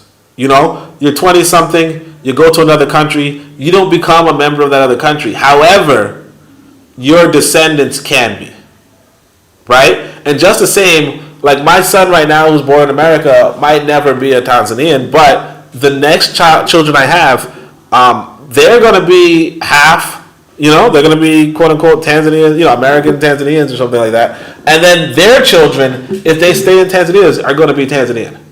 You know, so I'm going to have very probably going to have grandchildren who are Tanzanian, but I'll never myself be Tanzanian, and that's really where it comes into. It's like you got to look into your bloodline, so as to say that you might not be able to, for you, recover what this white boy took from you, for you, but that's why I like repatriation, because you don't have to stay in that displacement. You don't have to stay in where this person stole from you. You are genetically an African, and then you can go anywhere in Africa and then become. Because the thing that we have to say is this: even if our ancestors came from the coast of Africa towards the Americas or whatever, right? Where were they before they were on the coast? You know, because the human species does not come from the western coast of Africa anyway. You know what I mean? like, so where were they before they were on the coast? And the reality is that it doesn't matter, right? They were, by the time that we were kidnapped, they were coastal Africans. They were West Coast Africans, Central Africans, and the reality is that just whatever the white boy did to us, we can reverse. And so, yes, in 40 years, 50 years, my grandchildren and great grandchildren, they're going to be Tanzanians, and they might say, "Oh yeah, I have a ancestor. You know, I have a grandfather who came from thing, you know, or a great grandfather who was born in Jamaica, right?" But and I wasn't born in Jamaica, but I was born in America. But my point is that my parents were born in Jamaica, right? But they might say, "Oh yeah, my great grandparents were from Jamaica," and that's it. But they're going to be as integrated in that society, in that community, if they so choose. And that's really what we have to do, because otherwise, because you're never going to recover while you're displaced. You're never going to recover until we take our own destiny into our own hands. And so even though I'm, you know, like me dressing up in a Nigerian outfit in the middle of Tanzania is kind of cosplaying, right? Even so, you know, it's like, because I don't even like Nigeria. I'll be honest with you guys. But I like Nigeria a whole lot better than I like any Western country. You know what I'm saying? Like, I would rather look like a damn Nigerian. Huh? Yeah. I don't mean to cut you off, but I'm gonna step off for a second. I'm gonna come back on. I had to walk in the spot. I'm gonna log off. I'm gonna still be listening, but I'm gonna have to hit the link again and come back on. Oh, okay. No, I think I'm gonna. Yeah. All right. In about 10 minutes, but I'm gonna be listening though. All right, bad. Hey, Amari, nice meeting you, man. Amari, go subscribe to my channel, Amari. Go subscribe to my channel. All right. Yeah. So, Amari, you have anything you wanted to tell us about anything? Well, I did want to address the question that you actually asked me, and the reason why I had made the callback before I addressed the question that you asked is because the two are related. When you talk about,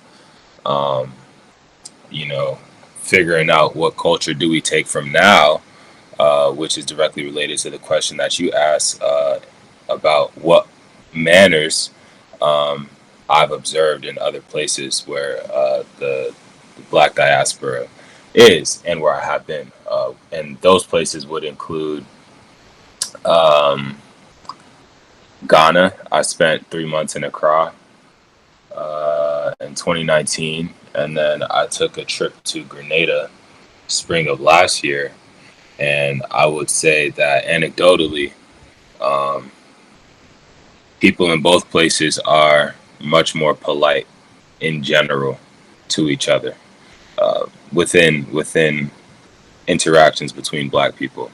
I would say a little bit more so in Ghana than in Grenada, but both noticeably more so than in New York, which is where I was born and raised.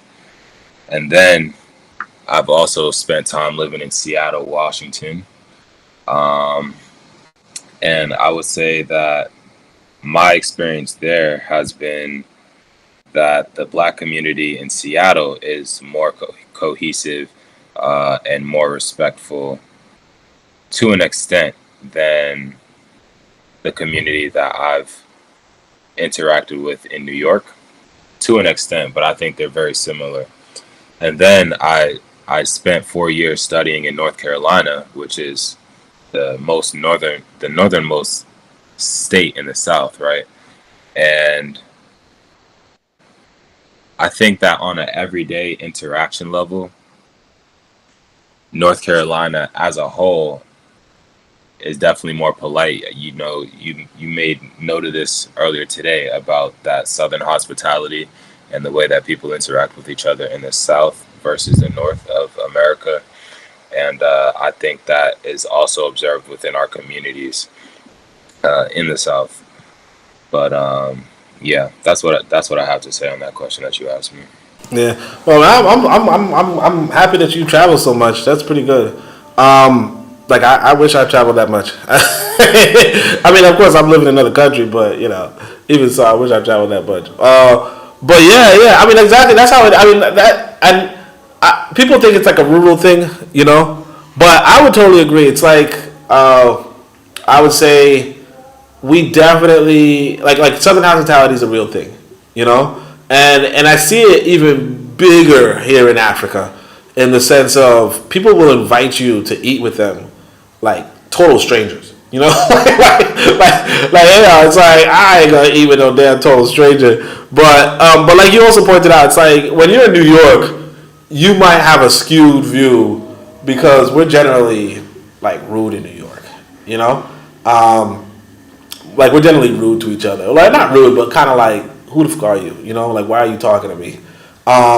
Which is you know, not a good habit. And in fact, I can even say this: when you on a podcast and you get a couple of New York brothers in, like we start fighting, man. Like we just start talking shit to each other. Like, yo, who the fuck you talking to, man? I'll come over there, you know, like, and it's just like, you know, I get it, you know what I mean? Like, cause you know, I mean, I've been guilty of that myself. You know, but anyway, but yeah, that's pretty much. I don't think I have much else to say about good manners. I think it's interesting that Du Bois will do the survey, and I think a lot of people don't realize that Du Bois is like, although I would say Du Bois is like a race. Well, I wouldn't say race traitor because he's not really. Well, as far as he knows, he's not black. You know what I mean? But or he's not fully black or whatever, 100% black, but.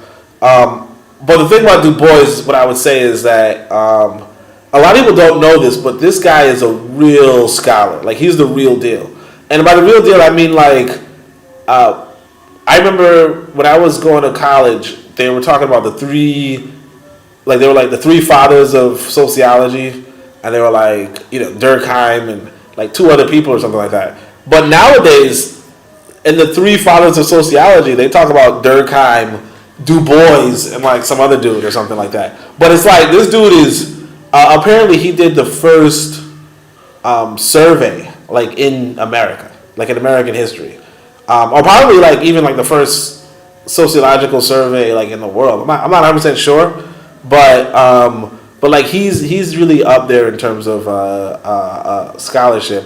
Although I do think he's a race traitor. But beyond that, is there anything you want to tell us?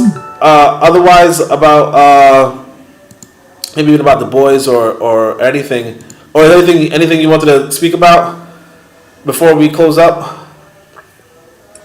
Not in particular. I do appreciate you elucidating Du Bois' contribution to psychology and sociology. I got to look into that.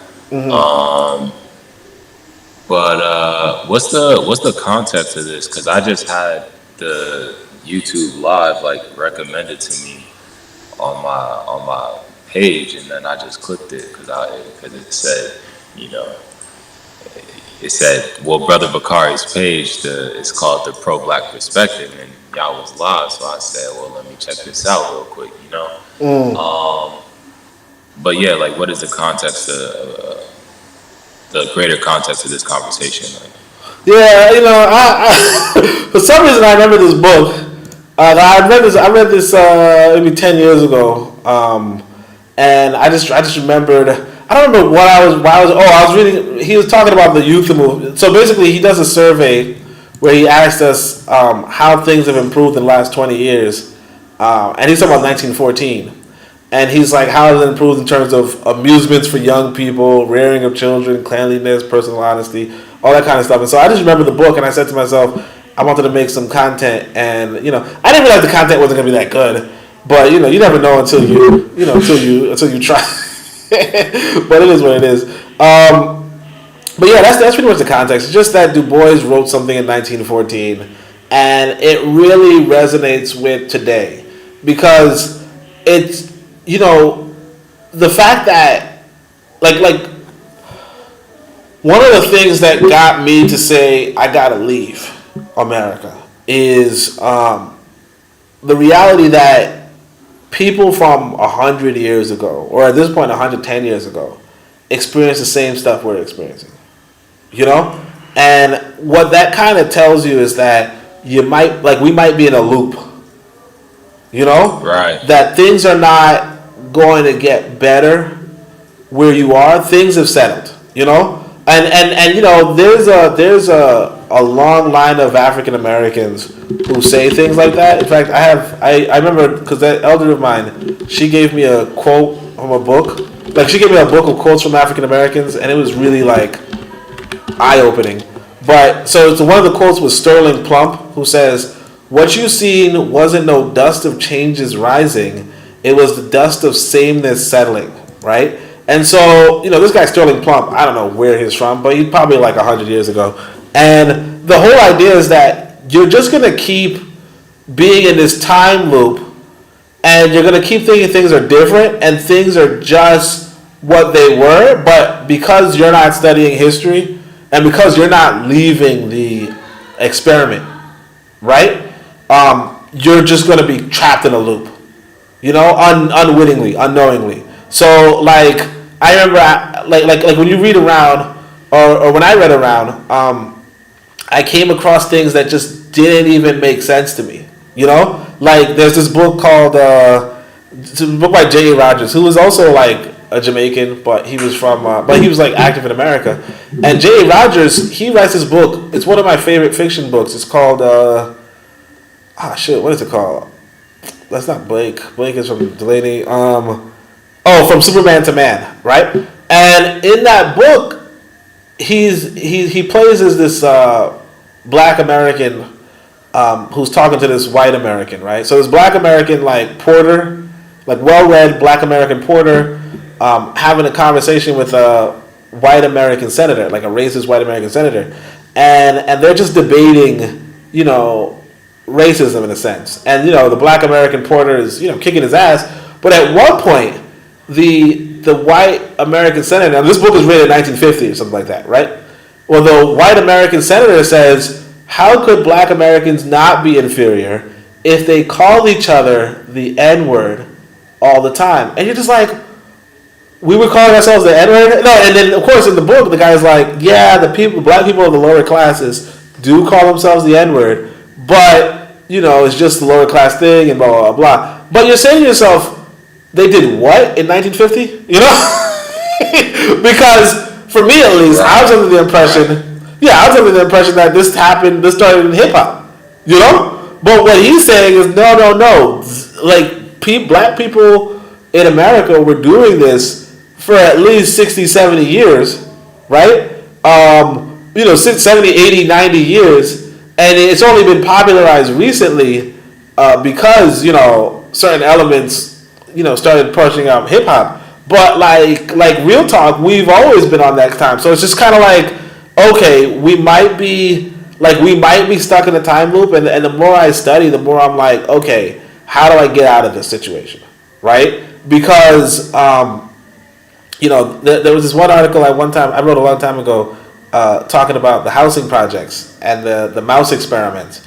And what happens in the housing projects and the mouse experiments is, there's this guy, Calhoun, C. Calhoun, who talks about, who does an experiment with mice where if you were to give them high-rise buildings, okay, the mice, give them high-rise buildings, unlimited food, right?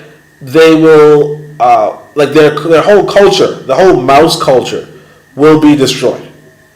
Okay, and mice will they will start killing each other for no reason. They'll start fighting each other. They'll form gangs in a sense. They'll do all the kind of stuff. And you're like, okay, that's interesting. When was the study done?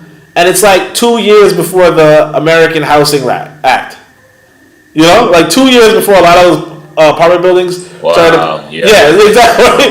Yeah, it's just like what? So it's like, and I think to myself, I say to myself, okay, so if there is a sociological or ecological reason behind gang fighting and women, all sorts of stuff, right? And I want to show you the. I'm gonna read the. Let me see. I know somebody did like a summary of the project, and so I'm gonna just read what the summary says. Right? I'll try to read it on YouTube or something. Right? But the summary, but the whole thing about it was that if I were a mouse in one of these projects, right? How do I get out of it? How do I get out of it? And it's like realistically, I said to myself, you just gotta leave. Like there's no way you as a mouse in a laboratory is going to be able to resist the entire scientific experiment, right? Unless you somehow escape that lab, And so I'll read the thing online, and you tell me how familiar this sounds. But he says this is not me printing it. This is somebody giving a summary of C. Calhoun's population density and social pathology paper in 1962. And it's like observations made of rats which were supplied with unlimited food but limited space, in high rises no less, showed that dominant males became aggressive, some moving in groups, attacking females and the young. Mating behaviors were disrupted. Some became exclusively homosexual. Others became pansexual and hypersexual, attempting to mount any rat they encountered. Mothers neglected their infants, first failing to construct proper nests, and then carelessly abandoning and even attacking their pups. In certain sections of the pens, infant mortality rose as high as 96%, the dead cannibalized by adults. Subordinate animals withdrew psychologically, surviving in a physical sense, but at an immense psychological cost. They were the majority in the late phases of growth, existing as a vacant, huddled mass in the center of the pens. Unable to breed, the population plummeted and did not recover. The crowded rodents had lost the ability to coexist harmoniously, even after the population numbers once again fell to low levels. At a certain density, they had ceased to act like rats and mice, and the change was permanent. And so, yeah, I mean, obviously humans are way more advanced than mice, obviously, right? But it goes without saying that this is something that can be done to a people. And what's interesting is that, so the Housing Act of 1968, apparently, if you look into the act, I guess I looked at it then, although I think I tried to look at it again and I didn't see this, but it's basically prohibited the use of high-rise developments for families with children, right? And it says the real legislation is that the law was Section 235, which gave white people a means. Oh yeah, somebody says it let white people leave. But the whole point is that the Housing Act of 1968 says, okay, build these high-rise buildings, but they are unsuitable for families with children. And of course we go along. We suffer from this. So I said to myself, how do I get out of this? And that kind of talks to the whole general manners thing, because when we talk about sociology, you have Durkheim who says, oh yeah, people in cities are going to be ruder than people who are not, and he says based off of anonymity basically. There's a lot to it, but it's just kind of interesting that this comes about. And so Du Bois would be writing before a lot of the sociological knowledge that we are, because he's one of the he's considered one of the founders of the discipline, which is again a pretty impressive thing. all things considered. But yeah, that's pretty much all I have to say. Only other thing I can say is, Brother Bakari was talking about. Oh wait, sorry. Brother Bakari says, "This is the chat." He says, "Are you saying we are slaves? We've been fighting the use of that word for a long time. We are far more advanced, but we are animals. Yeah, we're definitely animals." He says, "Are we?" No, of course. Like, that's what I'm saying. If you're in the freaking projects, and that's another thing too. That's what I'm saying. I notice a lot of black folk. Like we tend to complain about it. We say, "Oh, if you're in the hood and you get some good money, then why don't you come back in the hood and help us develop?" And the reality is this: it seems like you probably can't help the hood develop. You know what I mean? Like, we tend to complain about black folk who step out, who leave, who don't contribute back. But it's like you probably can't. Like, if it's sociologically such a way, or like how before, Amara, you were saying, oh yeah, Brownsville is the hood, right? When I go to Brownsville, the sister was telling me, she was like, this neighborhood used to be really, really good. So like maybe 50 years ago, Brownsville was really good, really thriving, a lot of good black families. And she said, and so you ask yourself, well, what changed? What's different? Why is it no longer like that?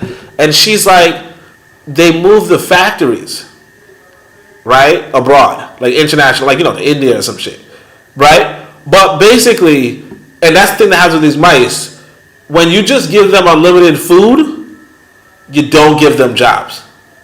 You know what I mean? They're not going to work.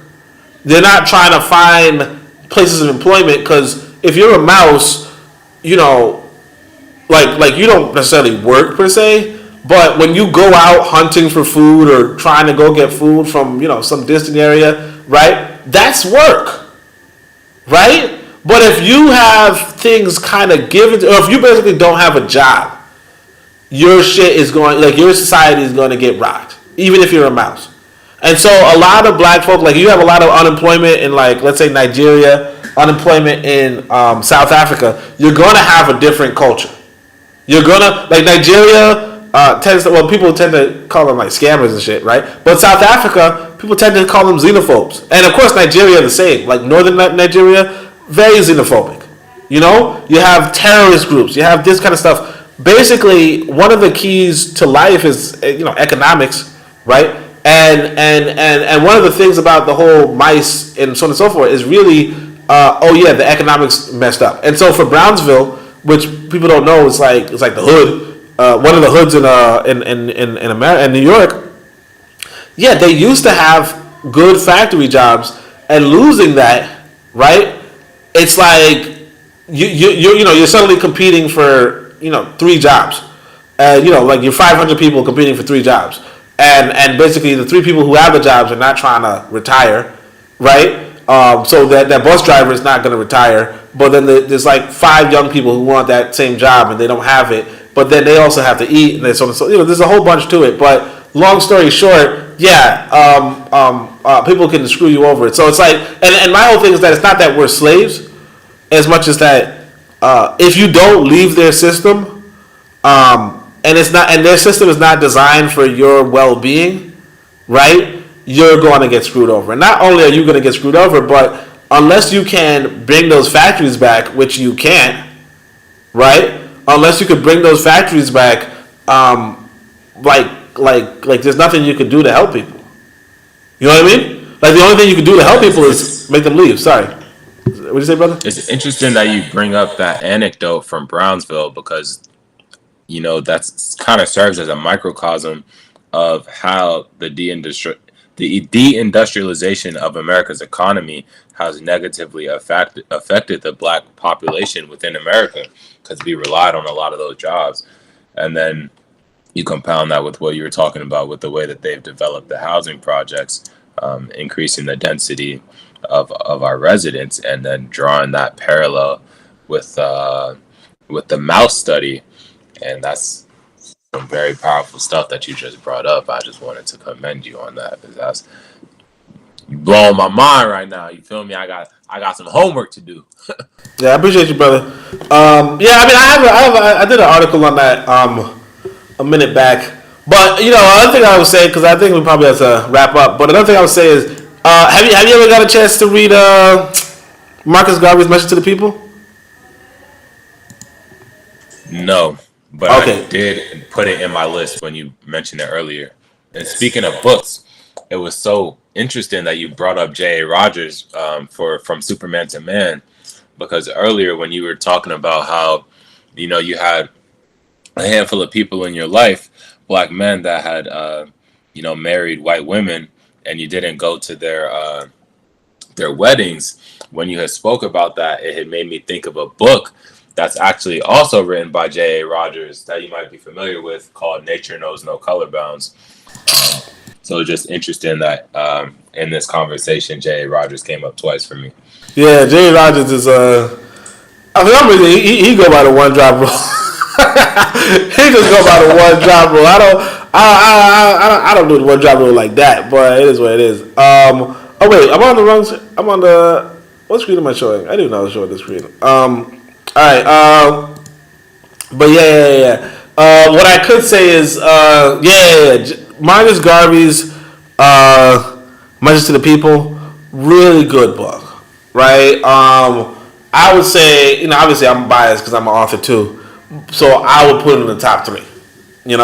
Obviously I put my other books in the top three too, but like the books that I haven't written, the two books I didn't write that I think that every black person should read is Ptah Htp and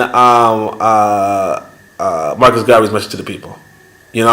Of course, Marcus Garvey's. How do you spell the title of the first book that you mentioned? Well, it depends on how you like. Ptah Htp is kind of like. It depends on how you would try to. It depends on which book, which one you want. If you were to get any of them, I would say document so that I could go search it. Yeah. So what I mean is that it's like, so it's the oldest book in the world. Okay.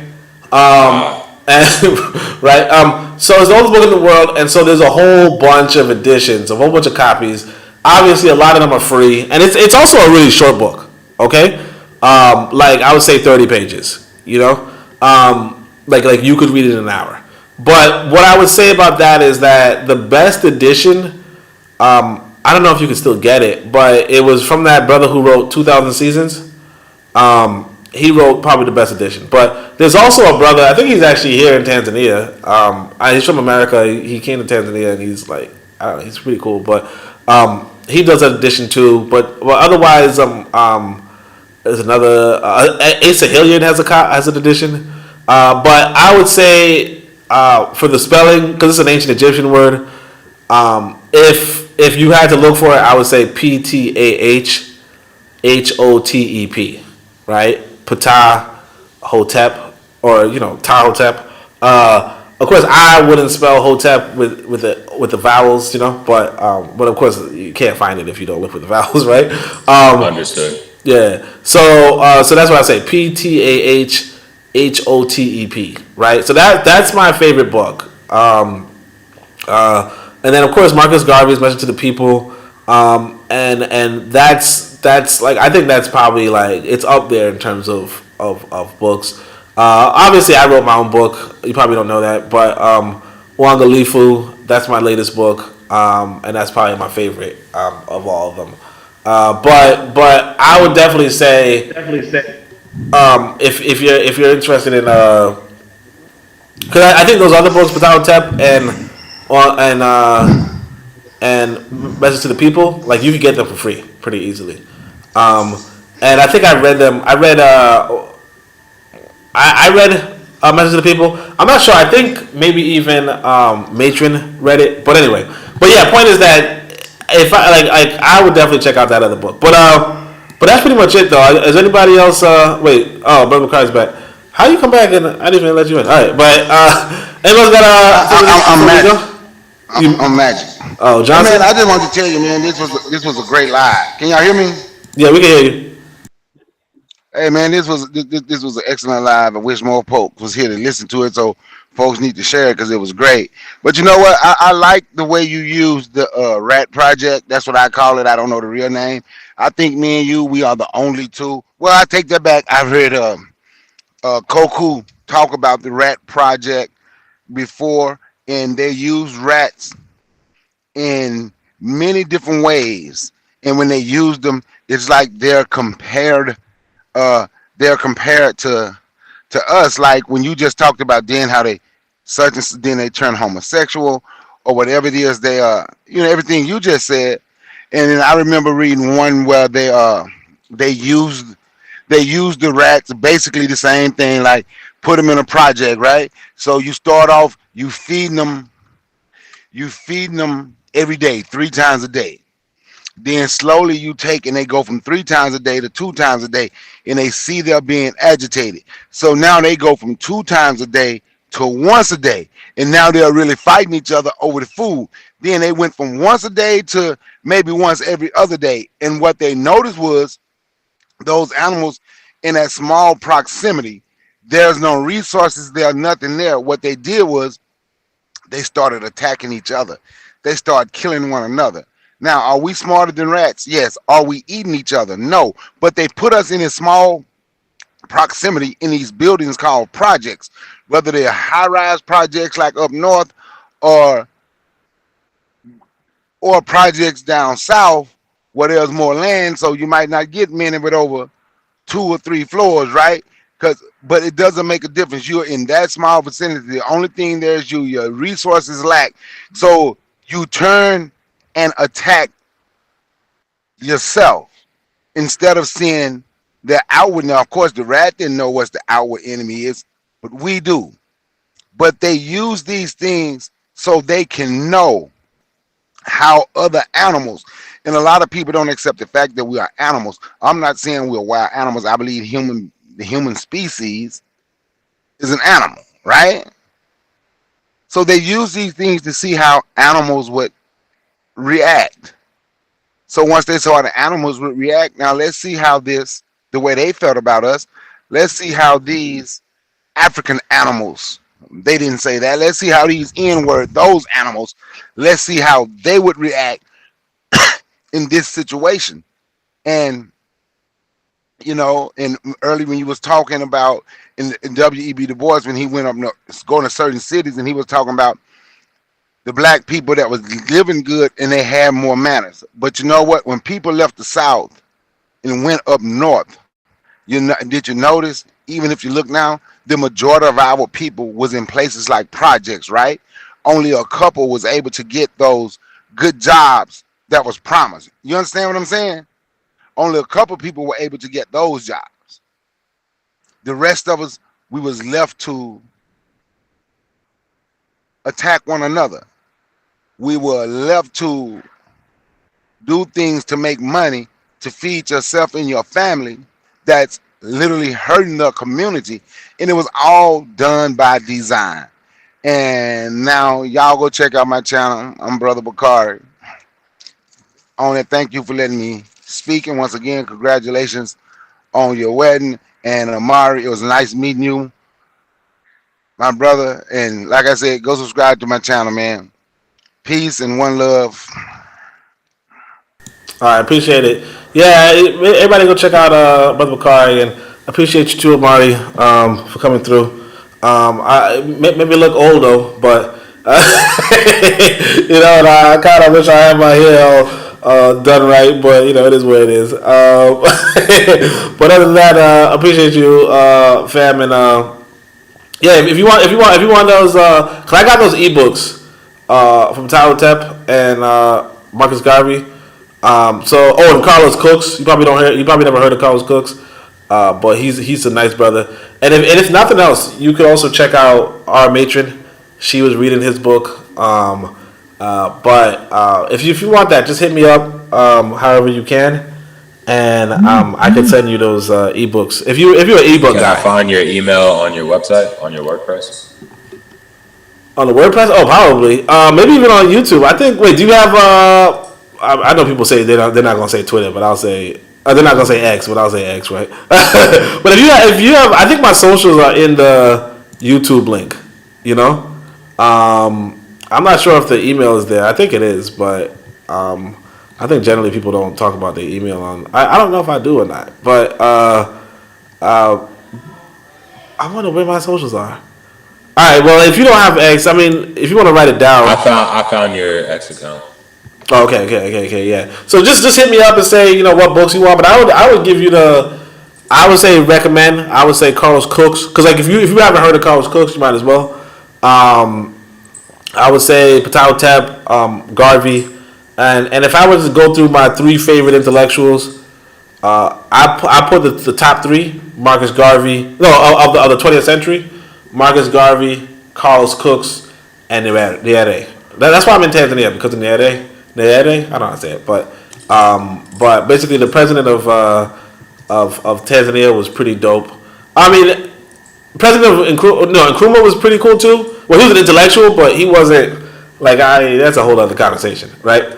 But hopefully you can check out those, because it's always good to see young folk. I know you don't think you're young, maybe you do, but it's always good to see young folk. I hope I'm young.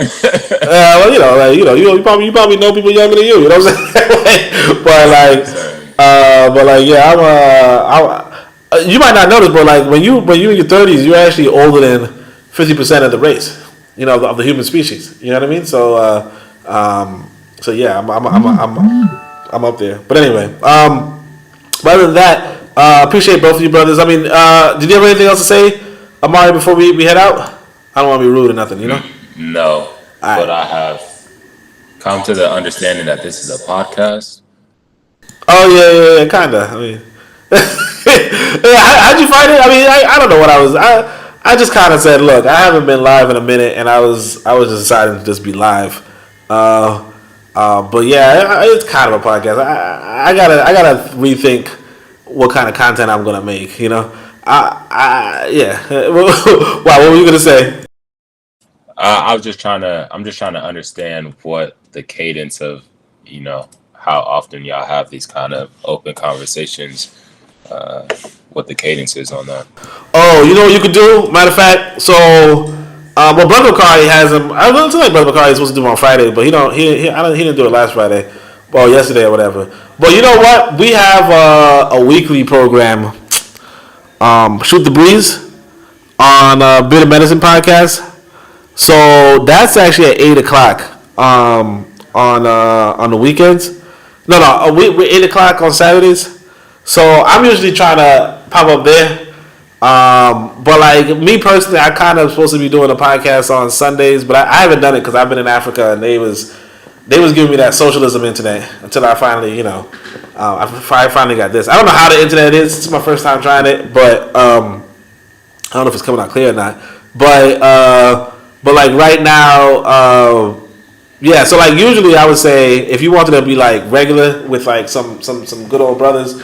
I mean, obviously, subscribe to Bakari, because Bakari is doing it too. But there's also Bit of Medicine podcast, and that's every week on Saturday. Now, I'm not going to say that nobody's going to try to push back heavy, because sometimes that happens. But that's a good little that's a good intellectual sparring situation. If you really want to get some informed Garveyite type people. You could definitely go there too. So obviously there's and of course if you want you go forecast. You could go to other people. We got a whole network. And our matron is like she's reading the books for us. You know what I mean? But I can probably like you send me a message. I can send you those 3 books. Tell you about Nyerere, and then of course I can send you the link for if you want to do like a weekly podcast with like conversation and stuff. I could push you to Shoot the Breeze if you haven't already been there. But that's pretty much it though. Yeah, it's kind of a podcast. But okay, so Bitter Medicine and Shoot the Breeze, right? Yeah, Bitter Medicine. That's like no recommendations. Yeah, it's on your recommendations already. Nah, I'm saying those are your like recommendations outside of you and Bakari. Yeah. Everybody on the radio. Like we have a whole station, but like basically like 8:00 today, in terms of New York time, like Eastern time, he's gonna do like a 3-hour type podcast. But it's pretty informative, pretty good. Like you could check out the old videos. Understood. Yeah, you can check out the old videos and see what it's like. But it's like because like on Discord we could like submit our own questions and whatever, and we could talk about geopolitics or dating, relationship, all sorts of stuff. It's pretty good. So definitely check it out. But like I said, you hit me up. I don't know if you said my X account.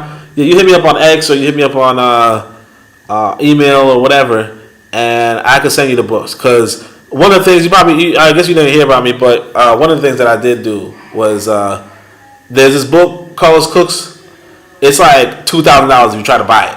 You know what I mean? But like at one point, some brother was I shouldn't say brother, but some dude told me he had a copy.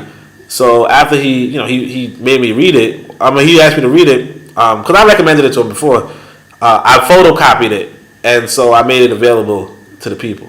You know what I mean? I see. Yeah. So it's like you're not able to find an ebook except for the one that I made. You know what I mean? Because it was like because if you got a printer, if you got a technology. You know what I mean? like just do it. You know what I mean? Because I mean, the brothers family ain't come after me yet. And actually, some people from that organization, reached out to me and said, "Whoa, I appreciate you bringing this book to print." You know what I mean? So like he was a part of this group. You might not. So let me tell you about Carlos Cooks real quick. But like Carlos Cooks was like if you want to know what happened between Marcus Garvey and Malcolm X. It was Carlos Cooks. You know what I mean? And if you like pay attention to Malcolm X's autobiography, like in the beginning, he's like, oh yeah, not too many people were talking about black nationalism, except for the buy black people, And so the person who's doing the buy black stuff, that was Carlos Cooks, the African Nationalist Pioneer Movement. But like the thing with him was that Carlos Cooks was like, he don't mess with white media. You get what I'm saying? So that's why we kind of forgot him. Because we kind of mostly mess with white media, And right. Yeah, and the irony is that the video that really blew up the Nation of Islam, which was the Hate That Hate Produced. I still didn't watch that, but I should. But that video, the person who did the interview, they originally wanted to go to Carlos Cooks, but Carlos Cooks said, "Why don't you go to those fakers over there talking about the Nation of Islam?"